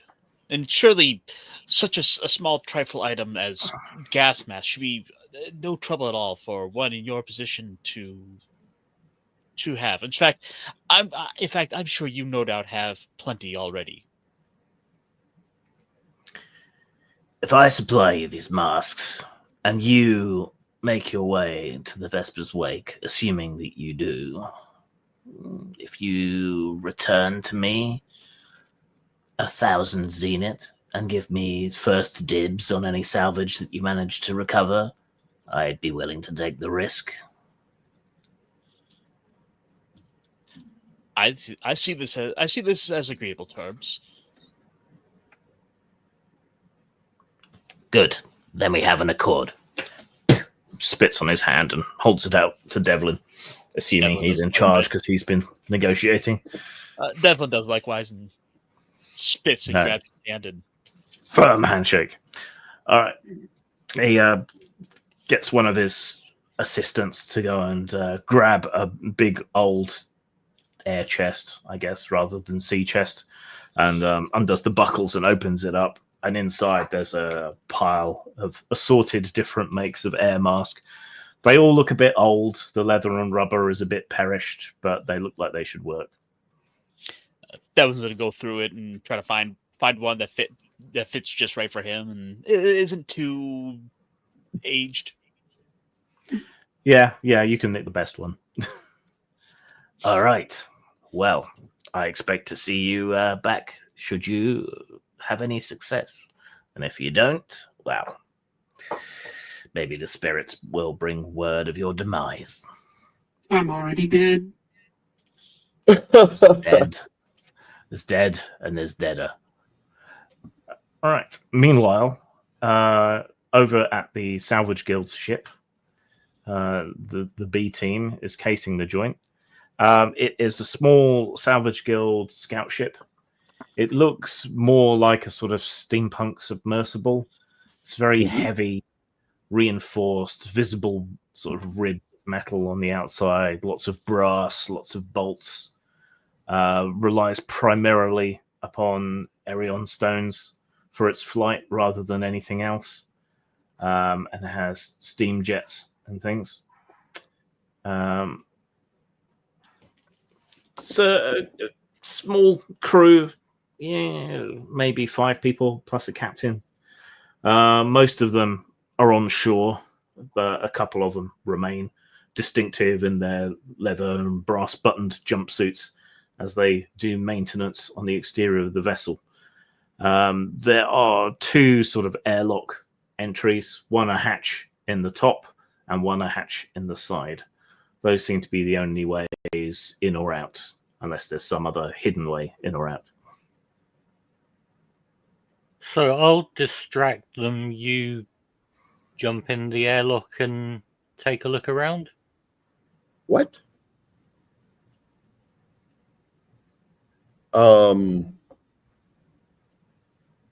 That's interesting. Or you can distract them and I'll take a look around their ship. I'm sure they've got some masks in there somewhere. I'm sure they got lots of cool stuff in there. I'm just starting to think about all the stuff. Yeah, Bao starts drooling. I'm like, what could be in here? So like I said, I have both a sleep bomb and a smoke bomb. Now, I can give you could use the smoke bomb, but you can't use the sleep bomb. They're doing maintenance on their ship. A smoke bomb would be quite handy.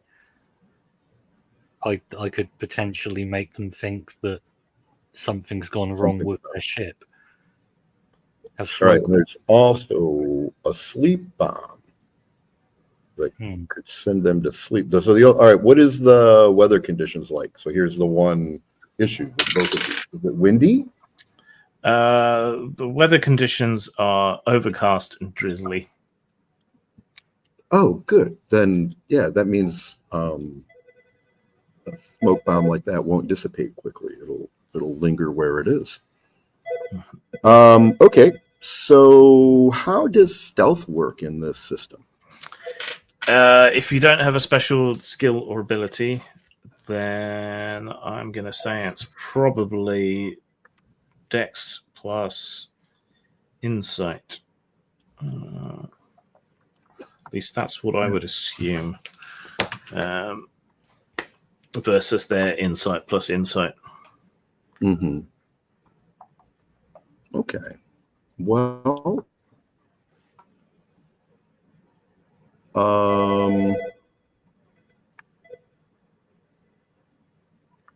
yeah, let's give it a try. What were you thinking there, Piet? How are you going to distract these guys? Well, I was just going to go up and start talking about their ship and generally causing a nuisance. Meanwhile, you slip around behind them. I mean, there's only a few of them there. It won't be hard to get their attention. Yep.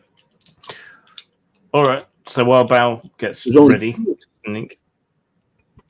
Yeah, there's only 2. The rest are on shore. So Piet saunters up. They look over at you, sort of look you up and down, write you off as a peasant. What do you want? Oh, it's just a nice ship you got here. I just wanted to say what a great job you look like you're doing maintaining it. Be a shame if It's something happened to it. it's just a scout ship. Nothing special. Are you from some? Look at, you know, they don't make them like this anymore. Well, we're the only ones that make them like this. You can go deeper than just about any other vessel. We're always finding stuff down in the clouds that no one's ever seen before, or not for a very long time. How fast does one of these go then? Not very fast, that's the drawback, but they're tough. They go down deep. Will they go up high? It can, but the weight makes it a bit difficult. If we can pour enough heat onto the area, then we can get pretty high. But we mostly delve deep, down in the Cloud Sea. So what's down there then? I've never been down in the Cloud Sea. Oh, weird skyfish, wrecks that are just barely floating, islands. On the Cloud Sea, darling, it's better. Okay, all sorts of weird and strange stuff. Right, you are distracting them. I'm just going to go on like that for hours. And I rolled 11 on stealth and dex. Okay, and Simon, can you roll insight plus will? 13. Okay.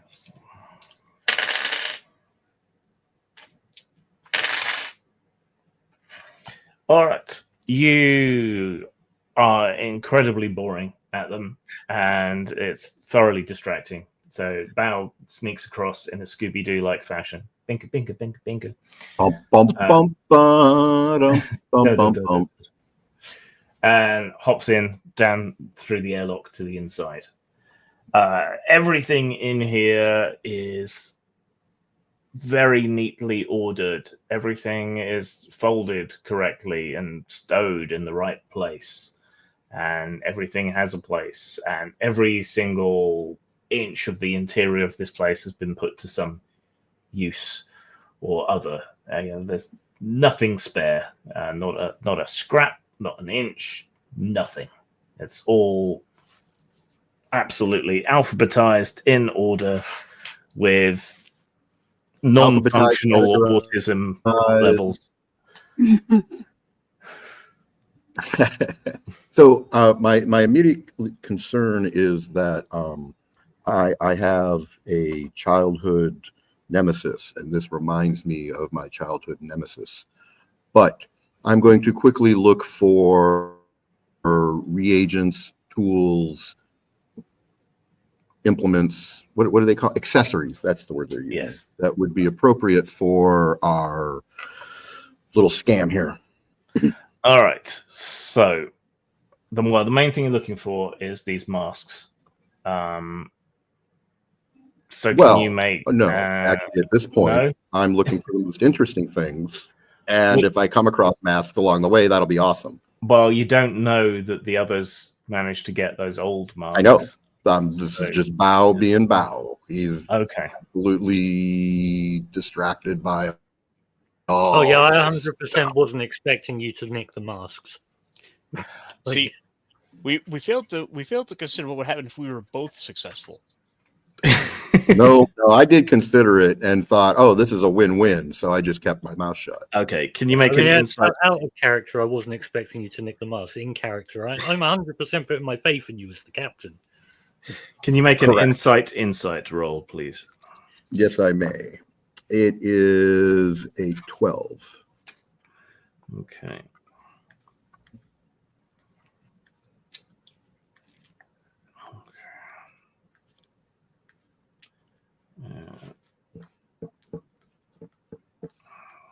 Just trying to find if there are any more accessories in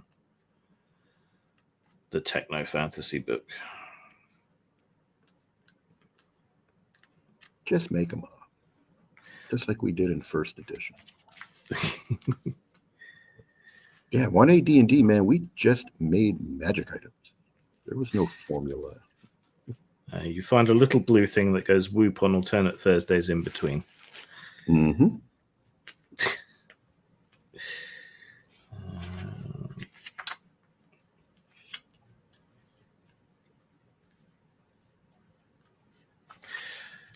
I need to gauge the power level at the level of your characters, which is why I need to look at examples, not necessarily use them, but Right.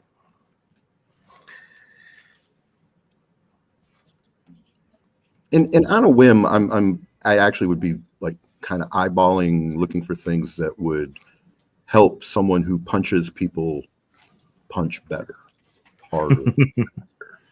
We can rebuild him. better, stronger, faster.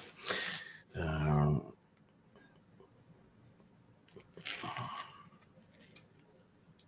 a power glove.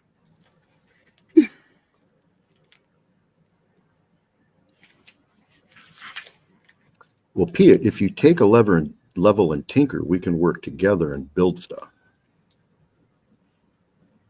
And the reason I bring that up is because Tinker's an inventory mechanic character or class. Yeah, when I level up, I'd rather get better at stealing stuff. Become a professional panty thief. Yeah, but all this, you got to go to college for that, dude.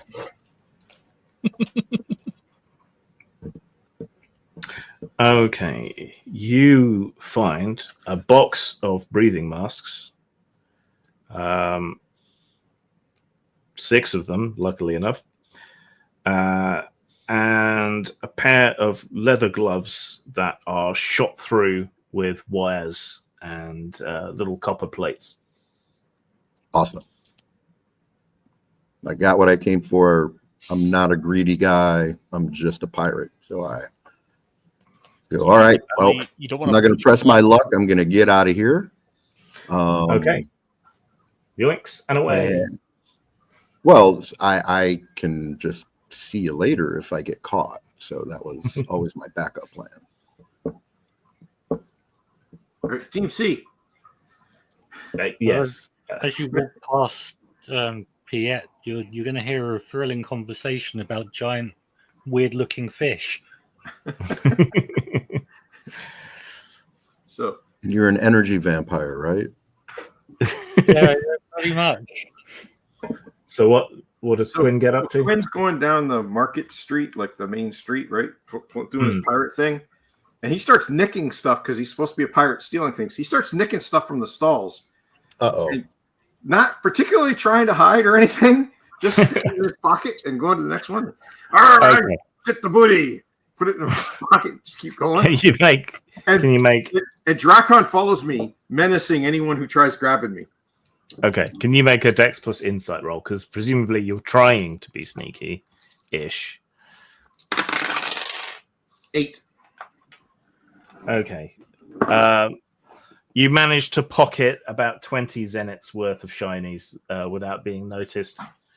Then you try your luck to steal a big sky melon from a little sort of vegetable stand that someone has. They spot you, but they let you keep it after Drakon hisses at them. And I continue down the way, trying to grab stuff. Till either one of these guys see me or until someone catches me. Oh, they're elsewhere. So, Screamwipe, back on board the ship, around the main galley table, and you can report back to each other what you've accomplished. I accomplished a thrilling conversation with some people, some lovely chaps from the Salvage Guild. And here we are, 6 masks functioning as needed. And I give Piet, I go, these look like they may. Can I do like an insight with my tinker, get an idea of what this is, what they would do? Yeah. That one off. So 11. Okay. These are accessories, permanent accessories. So while you've got them on, You can breathe where you wouldn't normally be able to breathe, and so they will also provide protection against poisonous gas. Cool. I give him to Piet. And Devlin and the others also have masks, but these are only going to last for like one use, so they are disposable air masks. 6 of them. All right. Same We effect. call them an emergency breathing device. EEB, emergency egress breathing device. And you had one against your rack when you're in the Navy, and it was just a little thing you put over your head, and it gave you about 10, 15 minutes of air. Yeah. So what have you guys promised in return for those? Well, we may have had to make some promises about the first grab at the loot from this, but all things considered, what you might slip in your pockets when no one is noticing is something our benefactor doesn't quite need to know about. At least the way I see it. When they're talking about the masks, I swagger in and start plopping all the random crap I stole on the table. Going, we stole a bunch of booty. That's all, Quinn. That's very impressive. And then I put the big melon on earned a top of level that. in pirate. Yes. You keep this up, and I might just let you fly the ship. With regard to the deal that you guys have made, we're not honoring it, are we? That all depends. How long do you want to stay here? This shithole? If we never come back, that'll be too soon for me. Every crew needs a niddler, and Quinn is your niddler. All right. What? What's a niddler? Niddler from Pirates of Darkwater, the flying monkey with the obsession for Minga melons. Okay, Quinn is your snarf then, or your orc. Oh, that's the Every ranks charge, he's Pippin. Good. The problem is they're uncivilized. Yeah, just not educated. I mean, it's not like you put out a video on this or anything. But no. It's done quite well. I did pick up the Thundar the Barbarian box set, so I will be doing a video on that at some point. Awesome. That's my favorite cartoon. Because those kind of deep lore videos I did on He-Man and Pirates of Darkwater have done really well, like over a long period of time. So it's clearly something I should do more of. Next year, I worry that there's not enough lore for Thundar to really do a long enough video. There was enough lore for Kevin Crawford to actually put that as a enemy class in there with the Techno Mages, like what's his name, the Gemini Mage. Drink. Thunder. I haven't done a huge amount of research on it yet. It doesn't seem like there is a centralized series Bible in the way that there was for He-Man and the way that there was for Pirates of Darkwater. But there are scattered parts and script notes and things that you can track down. So it's a bit more work. Well, I'm excited to see your video regardless. Regardless, it'd be an opportunity to show off some Jack Kirby art. Oh, yeah. An excuse to show off Kirby. Why ever not? All right. Anyway, back to the game from being distracted. Just one thing before we go back to the game. I mean, if you were doing all that research and there's not a book that is out there with all of the background and stuff, if only you had a publishing studio. Yeah, I don't know what the legality would be there. But unofficial, it's owned by Warner Brothers, right? Unofficial background guides and stuff. I mean, yeah. It's a thought. It's owned by Warner Brothers. I know because I actually looked for the role playing rights to it. So yeah, it's owned by Warner Brothers. They got it with all the Hanna-Barbera stuff. All right, pressing on. All right, you got the masks and a handkerchief and a pocket watch and some loose change and a melon. Well, yeah, Quinn went and got food, which you're short of. So, it's got to be worth something. Oh yeah, we need to get food. I forgot about that. Or Quinn. We don't have our chef with us anymore? He needs I'm stuff sure to he's cook. around. Yeah, that's fair. I figured he would go out and get it himself. He probably would, because that's his specialty, is getting ingredients and things and making stuff. Mm-hmm. Yeah. Wrestling air sharks to the deck and cutting them up while they're still alive. Fresh as sushi. Well, it didn't used to be such a hard job, but then somebody kept freeing all the animals that I kept catching to.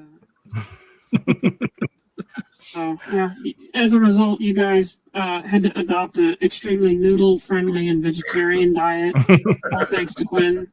So everybody lost about 50 pounds or more. Hey, Snorty. He's 30. I mean, yeah, there's only so much barnacle soup you can stomach, really. Oh, and shipworms. They're fun. Hey, that dragon doesn't need his tail to fly, does he? Maybe if you scare him, he'll detach it. And A lot of meat what's that? What was that in? TerraVision. The grandpa kept lizards because he was a survivalist, and you could harvest the tail off the lizard and it would grow back, and then you could get more lizard tails. So yeah, it was, it's a renewable resource. Does anyone mention the fact that we need more food? You got a melon. What more do they want? No, I'm just saying, because if they do, I'm going to bring up, oh, there's this great stall. It had a bunch of melons and stuff, and I got this one. And he prances around with the melon again. Whoa, careful. Quit running around with the melon. We don't want you to drop and wreck it. I can get more melons. Hang on. I'll fly off. I leave the melon and fly off and go get another one. I'll do a flyby steal. Shores will kind of look at the melon and just kind of sighs. I remember what melons used to taste like. Have you lost the sense of taste as well? I mean, I guess you don't eat because your digestive system don't work or something, but can you not taste? I mean, yeah, but I have to spit it right back out.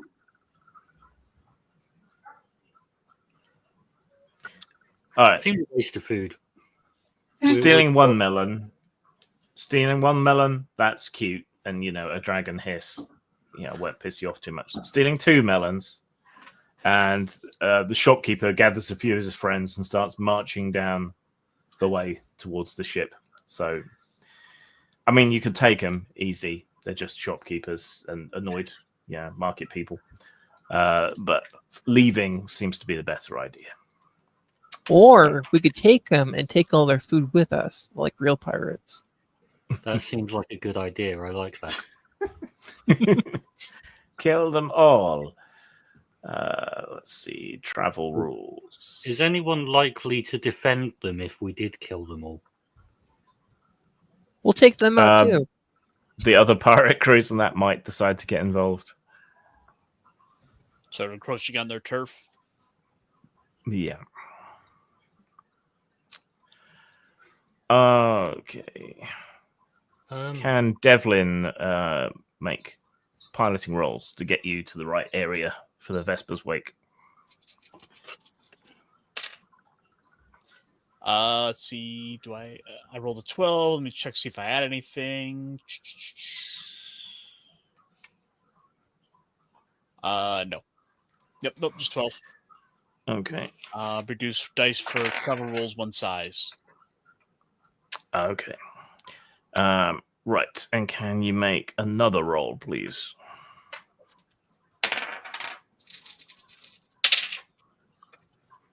That's a 2. So that's a botch. Oh boy. Okay. So you gain a Fabula point. Okay, and roll again. I will figure. I should really start spending those because I've got like 8.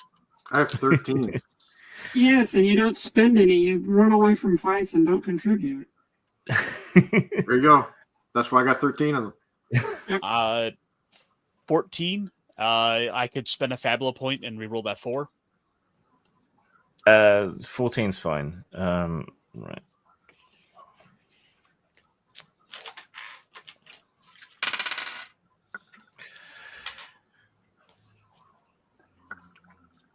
Okay. It takes you about 3 days to get to the right position. The overcast and drizzling conditions of what did I call it? The salvage platform you were at, that place. The drizzle and overcast nature gets worse and worse until you're getting lashed by rain. Lightning crackles from the clouds above down to the cloud sea below, lighting up the sky. And the winds take the ship quite a long ways off course. You're blown into the heart of a storm, buffeted, smashed about, and it's all Devlin can do to keep the ship together. The ship takes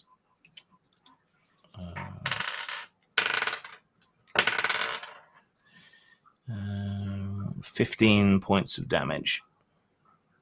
Oh no, we should probably not let that happen. Somebody should spend a Fabula point and make that not happen. I'll spend a Fabula point. Okay. Well, I mean, somebody with like 13 of them or so. Well, who's spending the point? If anyone's spending the point, I'll spend the point. I'm sorry, I wasn't actually here for a second. What I missed what you need a point. You got sucked into a storm while you were traveling, and the ship got buffeted and smashed around and struck by lightning. Unless someone wants to spend a Fabula point. Yeah, I've offered to, but if you want to, because you have more that's Fabula fine. points, I don't think. Okay. Make a note that you spent that point. Yep. Okay. So yeah, you get sucked into the heart of the storm, blown around. The rain comes in sideways and batters the ship. Everyone gets very, very airsick. You keep hitting pockets of warm and then cold air, and the ship lurches up and down each time. That's horrendous. I'm suddenly very glad I don't eat. Then you fly into the heart of a full-on lightning storm. It's almost constantly going off between the clouds above and the clouds below, forming a sort of curtain of lightning bolts that are in constant motion, like when you touch a plasma orb or something. You're being irresistibly blown towards it and are about to fly through this curtain of lightning when the light from the lightning is completely blacked out and a huge sky leviathan, like a manta ray, like 10 times the size of your vessel, interposes itself between you and the lightning. You can see the lightning striking the beast's skin and hitting the crystalline growths along its back and the huge scales the size of shields that are all across its belly. And the lightning just hits it and hits it and hits it, and it doesn't give a shit. But it does shield you fortuitously from the strikes of the lightning. You're blown through the lightning area, and as the Leviathan retreats out of sight in your rear, you're finally blown out of the storm. The rain suddenly abates. The sun comes out and peeks through the clouds, and you're able to make your way the rest of the way to where the Vesper's Wake should be. Right. We're at the 2-hour mark. Do you want to take a break, keeping in mind we are going to have to finish about half an hour early? How much longer would we have? Normally I go to 4 hours, but it would we'd have about 1 hour and 20 minutes left of play right now, minus 15 minutes for a break if people want it. Other than catching some food at the door here in about 10 or 11 minutes. I think I'm okay to go. Okay. Do we want to keep going then? Yeah, sure. Okay. All right. Let me find the adventure again. Do. All right. As the storm abates and is left in your wake, as the sun comes out and the winds and the rain die down, Devlin's able to wrestle the ship back under control. Remarkably, you've taken minimal damage. Nothing a bit of swabbing and painting won't fix. But as the crew busies itself, making sure you haven't lost too much overboard or anything, a loud horn sounds from high above you.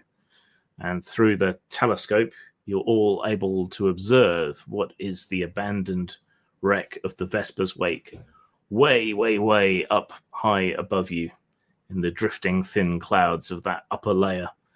You can't make out much from down here, but it seems to have been stripped of its sails. It appears to be made of metal, and it glimmers occasionally with strange blue-green light.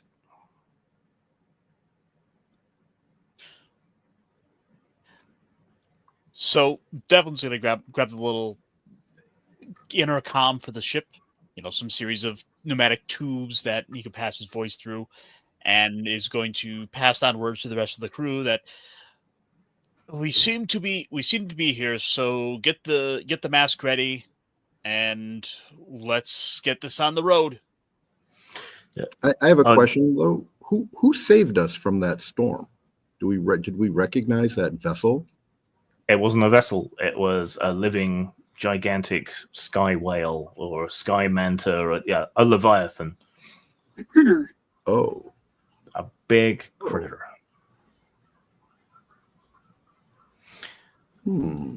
Okay. All right. Everyone makes ready. Everyone who can't have a mask seals the hatches and gets themselves inside, where they can keep some air pressure.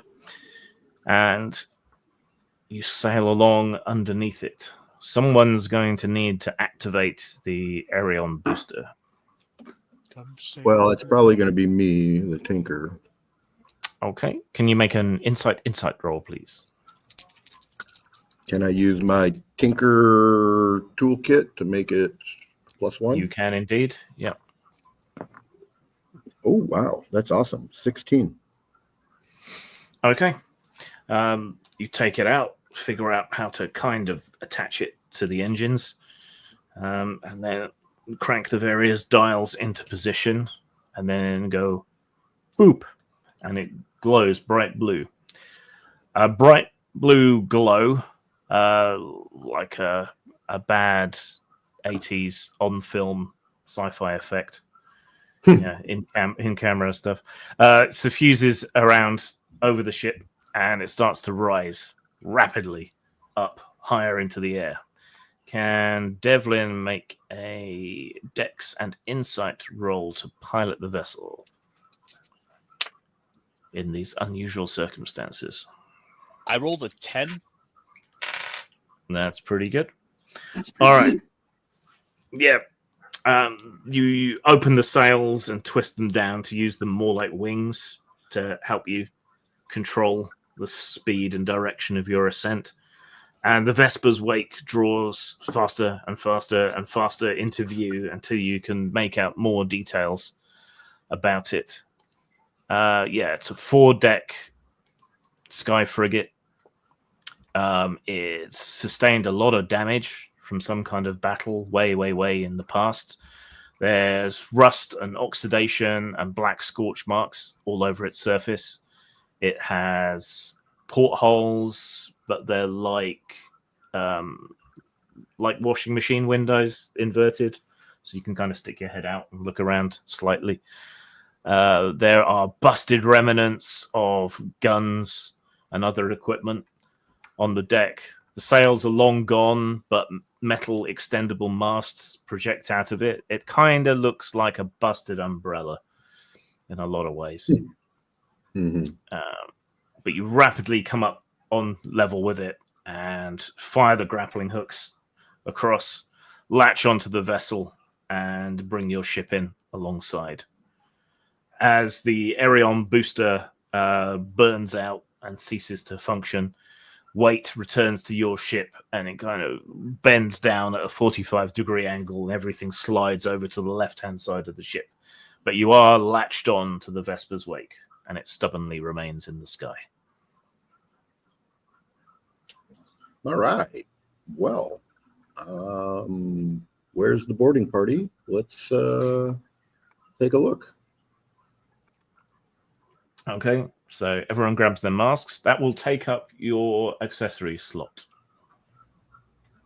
So you can't have any other accessories because JRPG rules. I don't wear that. I don't wear one though. But So I will nudge Devlin as we're about to go. You see, this is proof positive why that Bao is not the captain. Because the captain never goes on away teams. Yeah, I hand him a red shirt. Go, here you go, my dear. Wear this.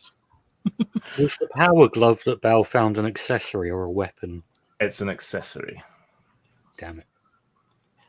Devil's gonna turn back to Shorus and flash that kind of Han Solo-esque grin, like, where's your sense of adventure? I'm dead. And at that, You he's know gonna my sense of adventure call went? himself out. Of course, by the rules, this does mean Jun is going to have to take her panties off if she's going to be wearing a gas mask. Okay, I'll do it. Well, I thought we had air elementals giving us air, and the gas masks were just go. That's it. That's if we use the paper that summons them. Yeah, it's another option. But We have you've got a the backup gas in mask. case something goes wrong. Yeah. There's probably some bullshit reason that you can't wear magic panties and a magical gas mask at the same time. Magical interference or something. But yeah. What exactly do the magic panties give you? They give to ice. you resistance to cold, ice damage, half damage. Oh, I can wear those. Mm-hmm.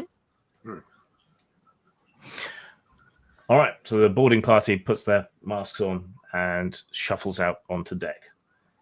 You have to kind of pull yourselves over by the railings and so on, but looking across, you can see the deck of the Vesper's Wake itself. Bits of the surround have been blown apart or burnt away or have rusted and rotted in the time it's been up here. So you shouldn't have any trouble getting onto the deck itself. The ship is mostly made of metal, which is corroded. There are sky barnacles and sky coral and other things growing over it. But not as many as you would expect. Perhaps being this high up, it hasn't had the opportunity to be attacked by so many living things. Have we come across any skeletons, any remains of any of the crew? Not yet. So there are a few fragments of tattered, mouldering sails tangled up in some of the broken equipment here. A couple of the masts are snapped off. The others are naked. Occasionally, you think you see a sort of flickering, like an electronic glitch here and there on the deck. Quick question. Is Jun's magic defense below 12? It is, yes. I have a magic Okay, defense. that's of why 8. you're not wearing the magic pants, because I stole them.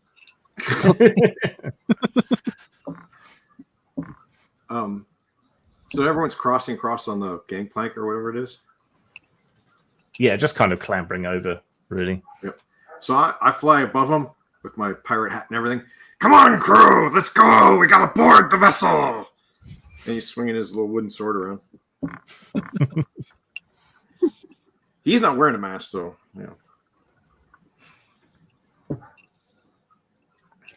Okay. Well, So, unlike you kids, yeah. some of us are bound by gravity. Yeah. I'm going to spend generic inventory points to put on a harness, safety harness with some D-hooks and some lines, and tie myself off to our ship. Okay. And tie my portent off to our ship as well, but not to me. Okay. So, ooh, there goes Caster. Eh, I don't know why it does this. Because it hates you. it hates you. Gremlins. Yeah. All right. So across the top deck, there is a sort of T-shaped conning tower with broken windows, and you can see lights flickering on and off inside. There are a couple of rotating turret stations, one of which has been blown to pieces. The other one looks intact but rusty. And there are various hatches and holes in the deck that lead below. There's you can't smell through your masks, but the sound is carrying weirdly up here because the air is so thin. I can smell. I don't wear a mask. You can smell? Okay, you can smell quite a strong smell of ozone. Smells I'm going to like investigate intact turret. Yeah. Can Quinn see the ship's wheel through the conning tower? Oh. Yes. Can you make an insight roll, please? 11. Yes. So you can see the wheel. Cool. I immediately fly to it. Which is a big metal ring. As you fly towards it, you briefly see a flickering viridian, slightly sort of see-through shape of what looks like a man, a soldier in an old uniform, standing at the wheel. It's just for a moment, and then it flickers away again. Okay. He ignores it. He grabs the wheel. He starts going, "Arr!" and doing the pirate stuff. And just cranking the wheel back and forth as hard as he can. It doesn't appear to do anything, but you're having a hell of a good time spinning it backwards That's and it. forwards. That's all that matters. You think you're doing the Donald Trump thing behind the truck? More or less. Right, and the rest of you approach one of the turrets? I'm was going it to the one of the intact- turrets. Yes. Was it the intact? Yes. I'm following Okay. these people. All right. I might So the regret rest it, of you, but the rest of you make your way across the deck of the ship, avoiding the rustier areas because some areas have rusted completely through. Here and there are piles of scrap and junk as well. The wind whistles strangely over the deck in the thin air, and you reach the intact turret. The hatch is open, and a skeletal hand pokes out of the hatch. Pokes out or reaches for me? It's hanging out like it's been there for some time. Okay. All right. I'll take a look. I'll grab it and shake its hand. Hello Okay. there. We've come to visit. It snaps at the elbow and breaks off. I'll chuck it at Shoris. Soros will catch it and look at it. I've already got one. Okay, Bao looks in. Shoris can smell very strong chemical smells coming out of the turret as Bao leans in. There's a bunch of old rusty shells that have been sweating some kind of crystalline material over them. There's a couple more skeletons, some rusted machinery, a lot of seagull shit and feathers. Mm-hmm. Oh, if you throw a chemical explosive in there, I'm sure absolutely nothing bad will happen. You will absolutely not regret throwing a chemical shell into there and exploding it. I'm sure I won't. So what appears to be the cause of death of the skeletal remain? Make 2 insight rolls. 2 insight. So that's 8, and that is a 10. Oh, that was a double though. So oh, it's got to be 6 or higher though, right? Yes, I think. All right, that was 2 5s. That doesn't count. Which room have we come across? I'm in a turret. The active, intact turret. Okay. You know, where things go boom. I'm not sure why. Are we trying to find a way inside the ship? We're looking for stuff. So there's also a bunch of these sweaty, rusted shells in a big sort of chain that seems to rise up from below decks. There is a small gap there. With a bit of effort, people might be able to squeeze through the gap down onto the lower deck. Checking over the bodies, for a moment there's a flash of this viridian light, and for a moment you see the crew sort of overlaid over where the corpses are. You think these ones actually died of starvation. The skin and flesh had time to retract onto the bones, and while the seagulls did their best, they couldn't peck it all away, and you're pretty sure they starved to death. Wow. Worst ways to go. All right, so this is a gun turret. That means they're looking at this chain, a hole. There must be a way to move rounds from the armory. No, it's underneath the gun turret is where the shells are stored, and that magazine. Thank you, fucking COVID. Yeah, so there should be a way down into the magazine, and once you're in a magazine, you have to have a way to get out of the magazine so that you can fill the magazine, because you don't load it through those little holes. Yeah, there's a way in. We can go this way. I'm thinking if we knock any of these rounds over, though, they may go kaboom, because that could very well be sweating nitroglycerin, which reacts to contact. Or this being a magical world, sweating some kind of elemental, alchemical, nasty stuff of some description. Yeah. Okay. So I want to start harvesting the stuff that's sweating out. Okay. So you clamber in and start scraping the the powders and crystals off the shells, which isn't dangerous at all, no sir. But then you wouldn't be a member of the Boom Boom Guild if you didn't do that sort of thing. Is anyone else doing anything while he does this? Well, Devlin wants to get his way to the helm of the ship.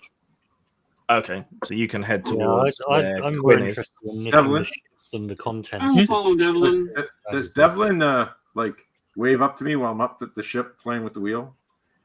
Because if he does, he'll be up here in a hurry. I'm going to help Devlin anyway. Devlin, if you wave to me while I'm up after doing this, Drakon will sweep down and grab you and bring you up.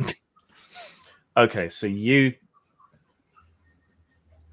three have gone up to the conning tower. Okay.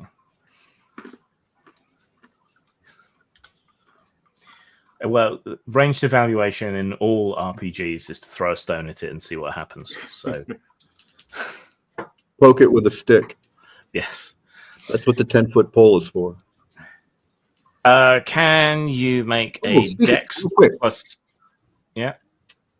Rules question. So many of the things that I have zones. They talk about area effect and zones. We haven't really covered that much in detail. Yeah, zones is kind of an abstract thing. Other games it's been used in are Phaser at Marvel Superheroes, which I think was the first game to use it. Fate uses it as well. It's just a way of kind of arbitrarily dividing up a scene. So, for example, the exterior deck around the turret could be one zone, the interior of the turret could be another zone. Gotcha. Okay. Anyway, can you make a Dex plus Insight roll to safely scrape highly volatile random substances from ancient artillery shells, please? It would be my pleasure using my +1. Do whatever not the fuck shoot that at is. the nuclear weapons. 13. 13. Okay. Mm-hmm. All right. So, yeah, you managed to scrape off some of these substances safely.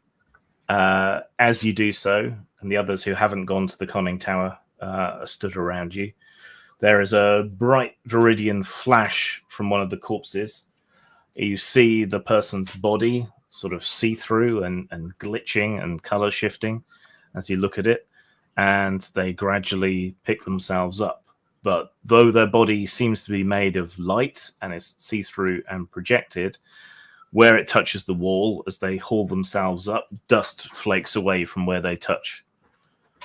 And in an electronic voice that I can't attempt to replicate, it says "Desecrator." All right. The other Viridian means green. Yes. Viridian is a sort of blue-green.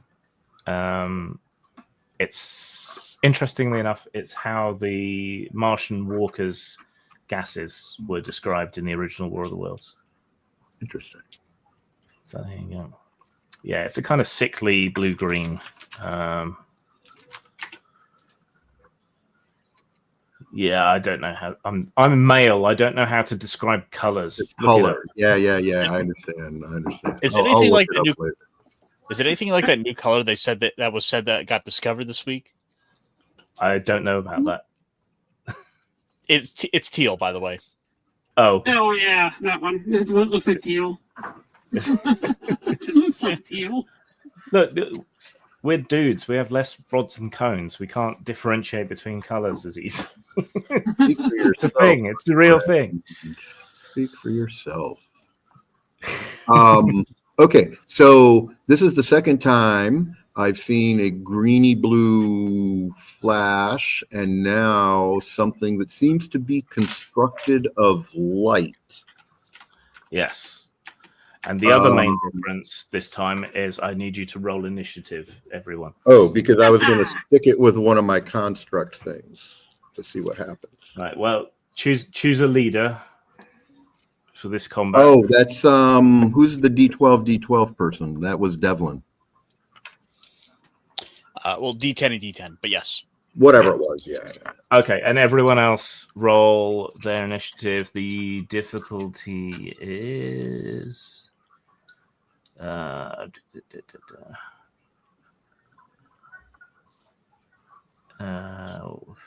16. Oh my God. I think. Remind me again what. I have to get double 8s to make that Dex, happen. Dex plus Insight. I think it's 16. Give me a second. Which I just rolled. Okay. If it's two stats, it's called all my stats are D8. Yeah. I got close. That only I think works I've for- no. I think I've calculated it wrong. Hang on.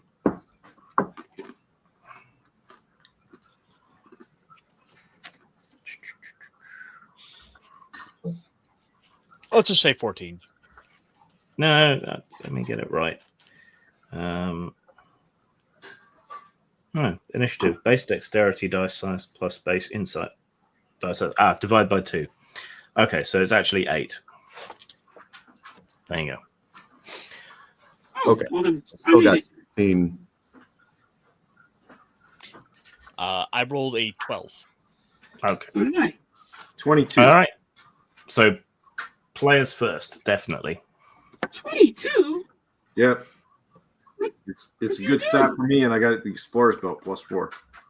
I keep saying you guys should have me roll initiative, but nobody does really listen. Because you always run from combat the first chance you get. Oh well. He's a child. He chose to play the child. I didn't force him. That's just He's skill. That's just a child user with a error. sword now. No, Look. the whole point to having the high initiative is so that I can run away. But that's focus on first. All right. So who wants to go first? Let's make Quinn go first. He's got the high initiative. Okay. What does Is- Quinn want to do? Is there anything going on in the conning tower? Well, you saw the flashing blue Flash. green lights down by the turret, and you noticed that there was also a flash right behind you and Devlin and Piet. Okay, turn around. What does it look like? What do I see?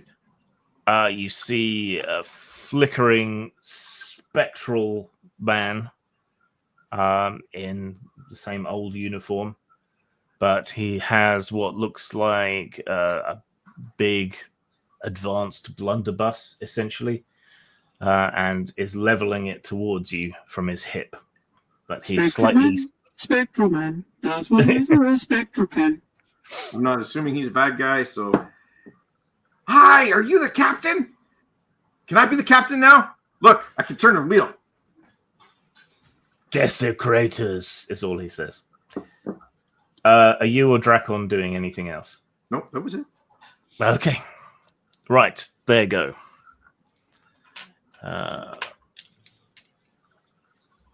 Right. One of the spectral creatures in the turret levels his blunderbuss at bow and fires. I thought there was only one. No, I did say there's two. Oh, I missed that. And then I have, what do you call it, to try to save me? What is your magical defense? 11. Right. The blast misses you. But where you feel the passage of something past you, like all the hairs on your arms stand up, and where the blast went past you, there are now glowing spots on the wall of the turret, and the metal has kind of sagged slightly. Okay. I'm going to toss a harmony bomb. It is an insight plus tinker versus the target's insight opposed check. If they fail, they become disoriented on the next action roll. They are shaken, and it disables magic or gadgets use on a failed check until the end of next round. Okay, so it disrupts magic. Right, what do they have to roll against? So they have. It's my insight, which I just rolled 5, plus tinker, which is 5, so 10. They have to beat 10 on the target's insight. Okay.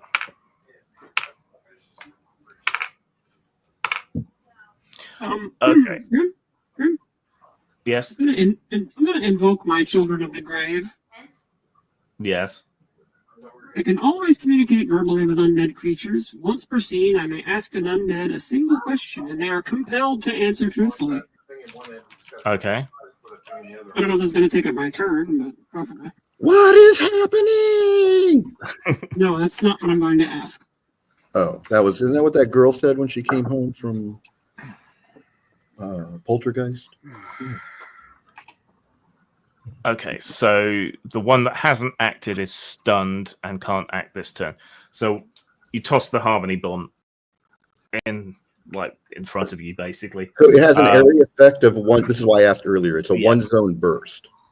Yeah, so it explodes in the interior of the turret and disrupts the energy of both of these spectral creatures in front of you. Their glitches get a lot worse. They break up and pixelate and make strange noises. Right, and then after your go, we'll come to Shoris in a minute. So after your go, the one behind Devlin, Quinn, and Piet randomly determines who it's going to attack. It's going to attack Quinn, and it fires its blunderbuss. What is Quinn's magical defense? 10. That's actually one I'm half decent at. Okay. 13. You are struck take 17 hit points of damage as you are blasted by its etheric blunderbuss. 17. Can I crossfire to negate that? You can try to negate that, yes. No, I just do. Oh, you just do. Yeah, you spend the points, don't you? Was it 17 magic points then? It'll be equivalent to the cost of the attack or the Yeah, roll so- of the attack. So, yeah, 17 magic points. No, it's the roll to hit, right? The roll. Oh, then it's 7. That was only 7? Yeah. Okay, that's even better. All right, so you quick draw and fire. Despite apparently being made of light, these things do have some kind of physical presence, and the strike of your shot against the barrel of its blunderbuss pushes it aside, and instead of hitting anything else, it blows apart a bank of ancient controls that spark and crackle. All right, so Shoris next. All right. Assuming it is an undead, I can actually communicate with it, so I will ask it a truthful question. And say, what is it that is controlling you? Okay, so one of them that's just kind of stuck, flickering and resorting backwards and forwards. In the middle of its contortions and glitching, tells you the soul engine core. So we have to go disable that somehow. I don't know if that actually eats up my whole turn or not. But, You can move if you want. I'm good. They're not shooting at me yet.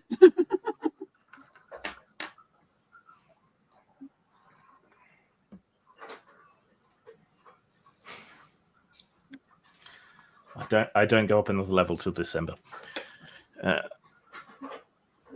Level 50. I think I cap. So It is You fabulous. wish. yeah. I think you cap out at 50. Yeah, and become an NPC. I'll start over. You know,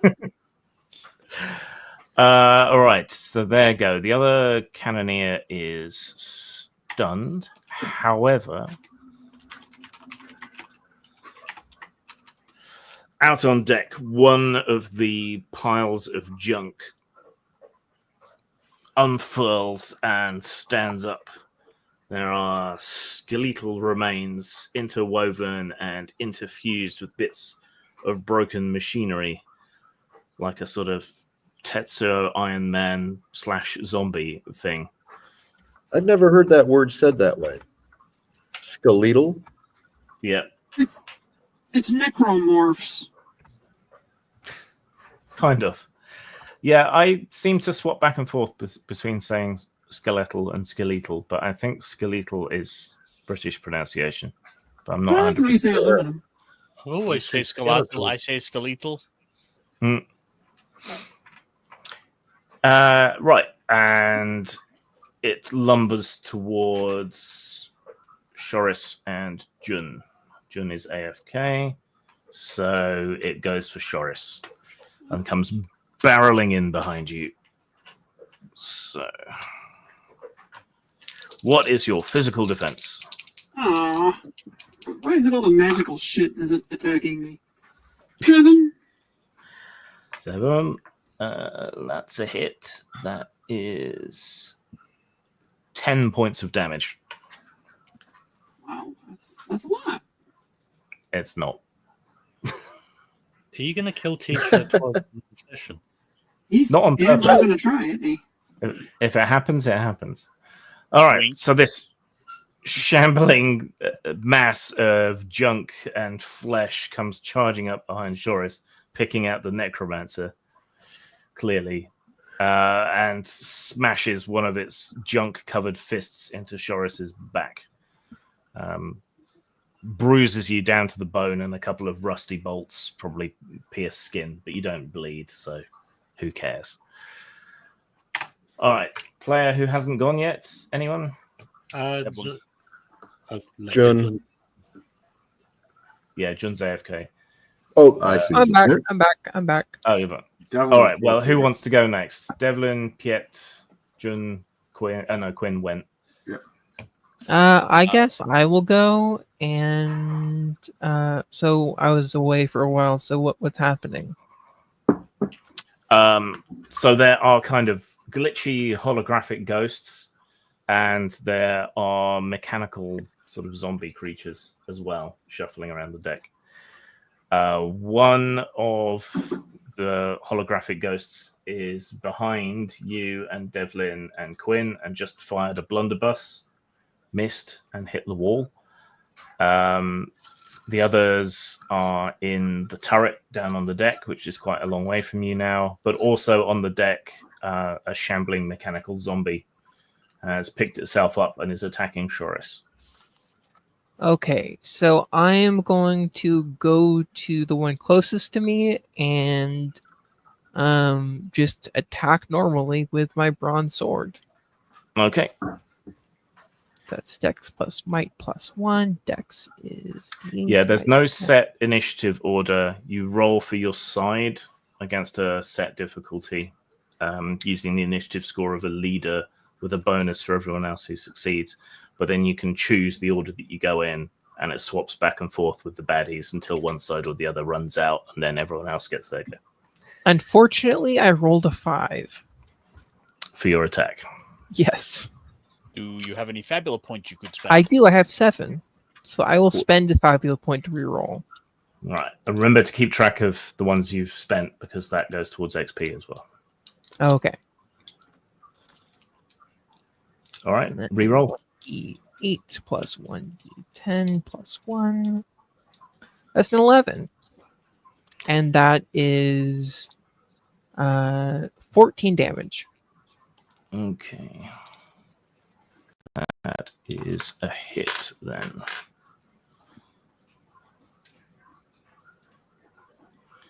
All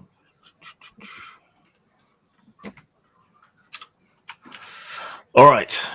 Despite it being hologrammatic, your blade does cut into the force field or whatever it is that makes this, cleaves into it, cuts through it, and in its wake leaves a load more glitches. The thing flickers even more than it already was, but does not appear to be destroyed.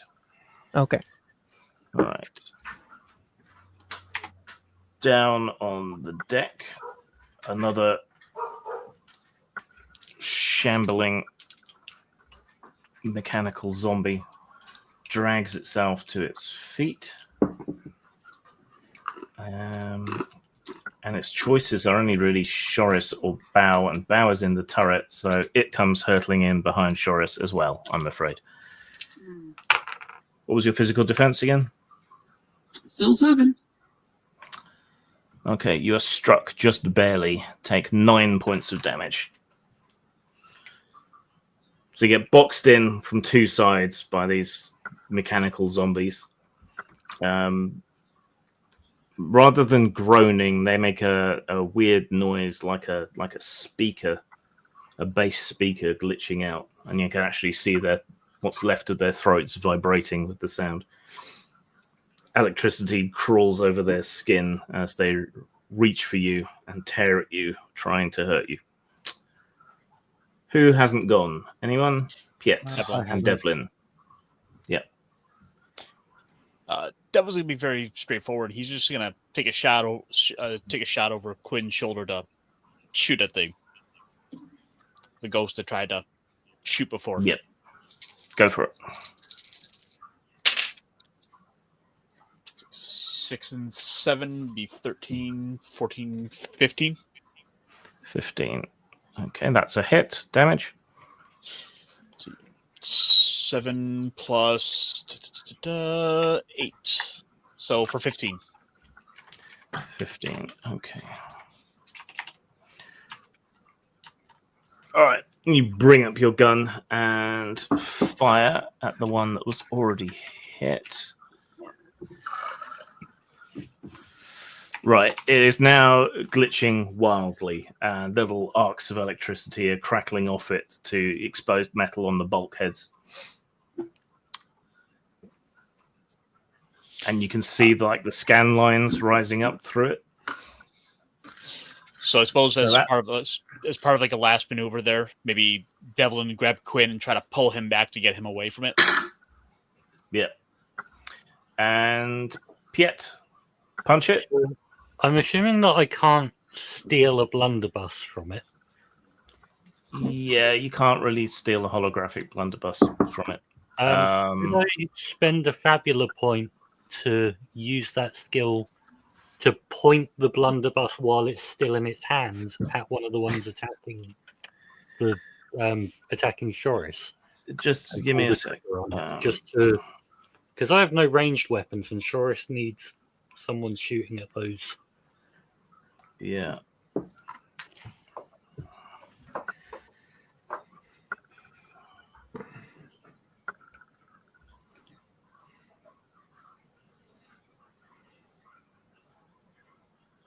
Okay, so it's not an elite or champion, so all stealing from it would be to replenish your inventory points if you'd used any, which you haven't. So it's not a lot of point stealing from it. If you want to spend a Fabula point, I'll let you use the ability to redirect the blunderbuss. Yeah, so it's basically just like grabbing the blunderbuss to point at whatever's attacking and blast. Yeah. Can you make a Dex plus Dex roll, please? 11. Okay. Assuming it's a soul steel thing, it'd be 12. Yeah. What? So okay. And what was the highest roll on the dice? 8. Okay.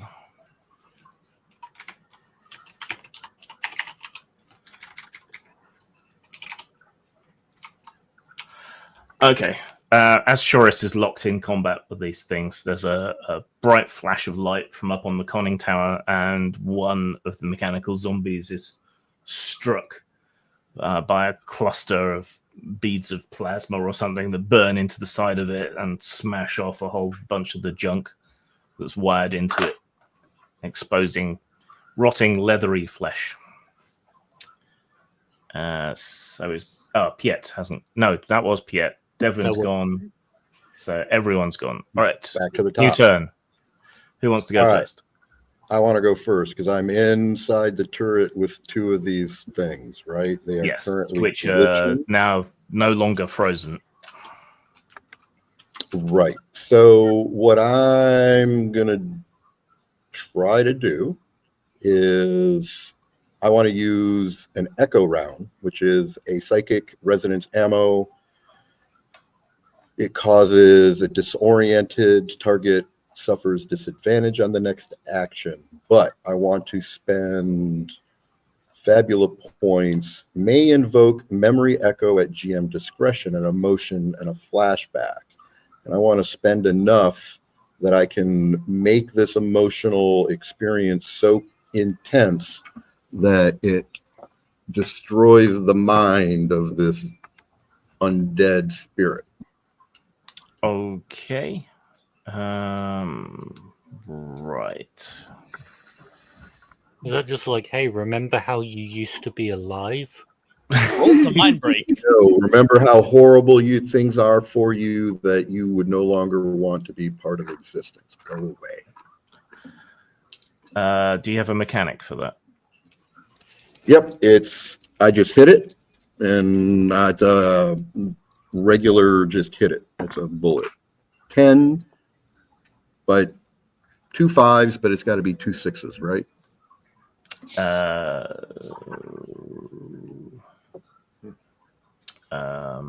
on. If all 6 players want to go first, we simply play the game of dibs. We fight, I was going to say we fight to the. Yeah, you just duke it out. No, you only need 9 to hit them. Oh, okay. So, like I said, I want to pump enough Fabula into this. Okay, spend 2 Fabula points. Okay. The bullet hits them, or between them. There is a massive blast of etheric psychic energy.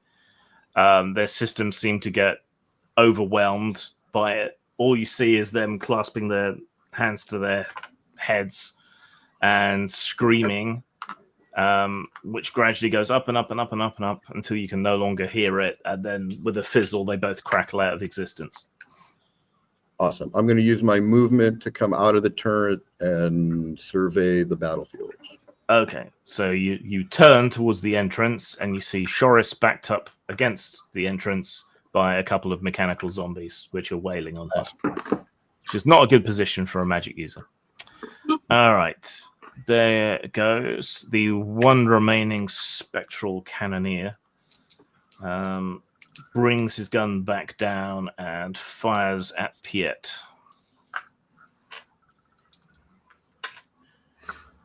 What is Piet's magical defense? I believe it's 9. I'll need to double check though. Yeah, 9. 9. Okay, that is a miss. You duck and weave, and the blast of plasma pellets or whatever they are hits the big window of the conning tower and burns a bunch of holes through it without hitting you. Who wants to go next? I'd like to go. Oh, here, why don't you let me go because I want to try to get rid of one of the things on you. I need that to stick around for a moment to do what I need to do. There's 2 of them, right? Yeah. There's 2 of those big mechanical things. Yeah, Yep. I probably can't kill one in one hit, so go ahead. Yeah, so I'll get. So when Devlin pushed me back, I just sort of fall out the window and fly.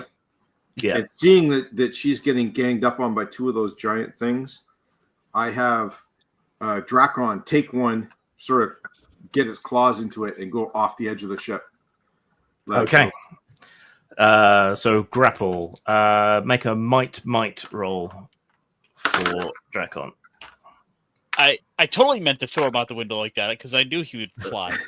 18 plus 6 is 24. Sorry, too much rum. I've been drinking pina coladas the whole time we've been playing. I'm almost out of rum. So yeah, so Drakon opens up his wings, dives down in a swoop.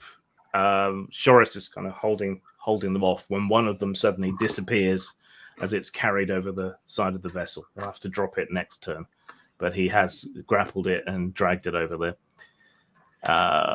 Right, their turn. The one being grappled by Drakon tries to hit.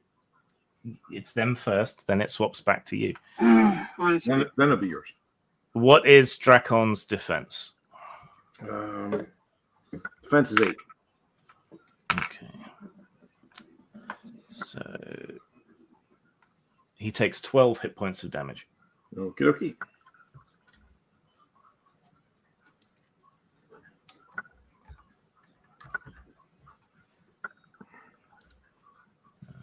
Okay. Yeah. So this thing reaches up and beats at Drakon, trying to hurt him, not really too worried about whether it's going to be dropped or not, but just smashing and growling and biting. And right, now Shoris. Alright, so I need to make an attack against its magical defense. Okay, its magical defense is 7. Alright, I rolled a 17.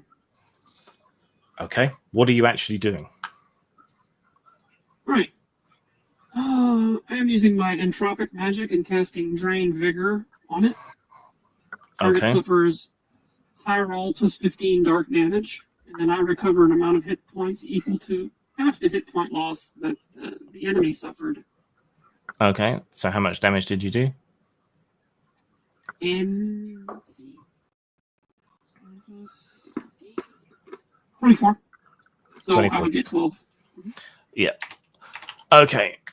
You drain the magical life force out of this thing, and actually that's enough to destroy it. So it just rusts and rots and collapses until a blackened skull lands at your feet. Ooh, so it basically went into crisis then, huh? Yes. So I got a grade point. Yay. What's that? A grave point? A grade point, yes. All right, What do I do? explain that because you said crisis was an issue. Yeah, once something goes into crisis, if it's oh, wait a minute, it's an undead, isn't it? What does it do? It doesn't do anything to undead. Okay, but what does it normally do? You get to spend the great points later, right? Yes, you can Power spend the up great other points abilities. later. Yeah. Okay, cool. All right, well, you destroyed it. Yeah, it's like a the other regenerating one- resource.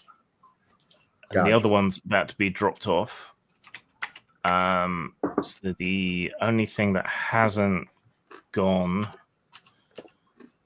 that Cannoneer's gone. So, all right, it's just you guys, whoever's left. Can I punch the one that tried to shoot me? You can indeed go for it.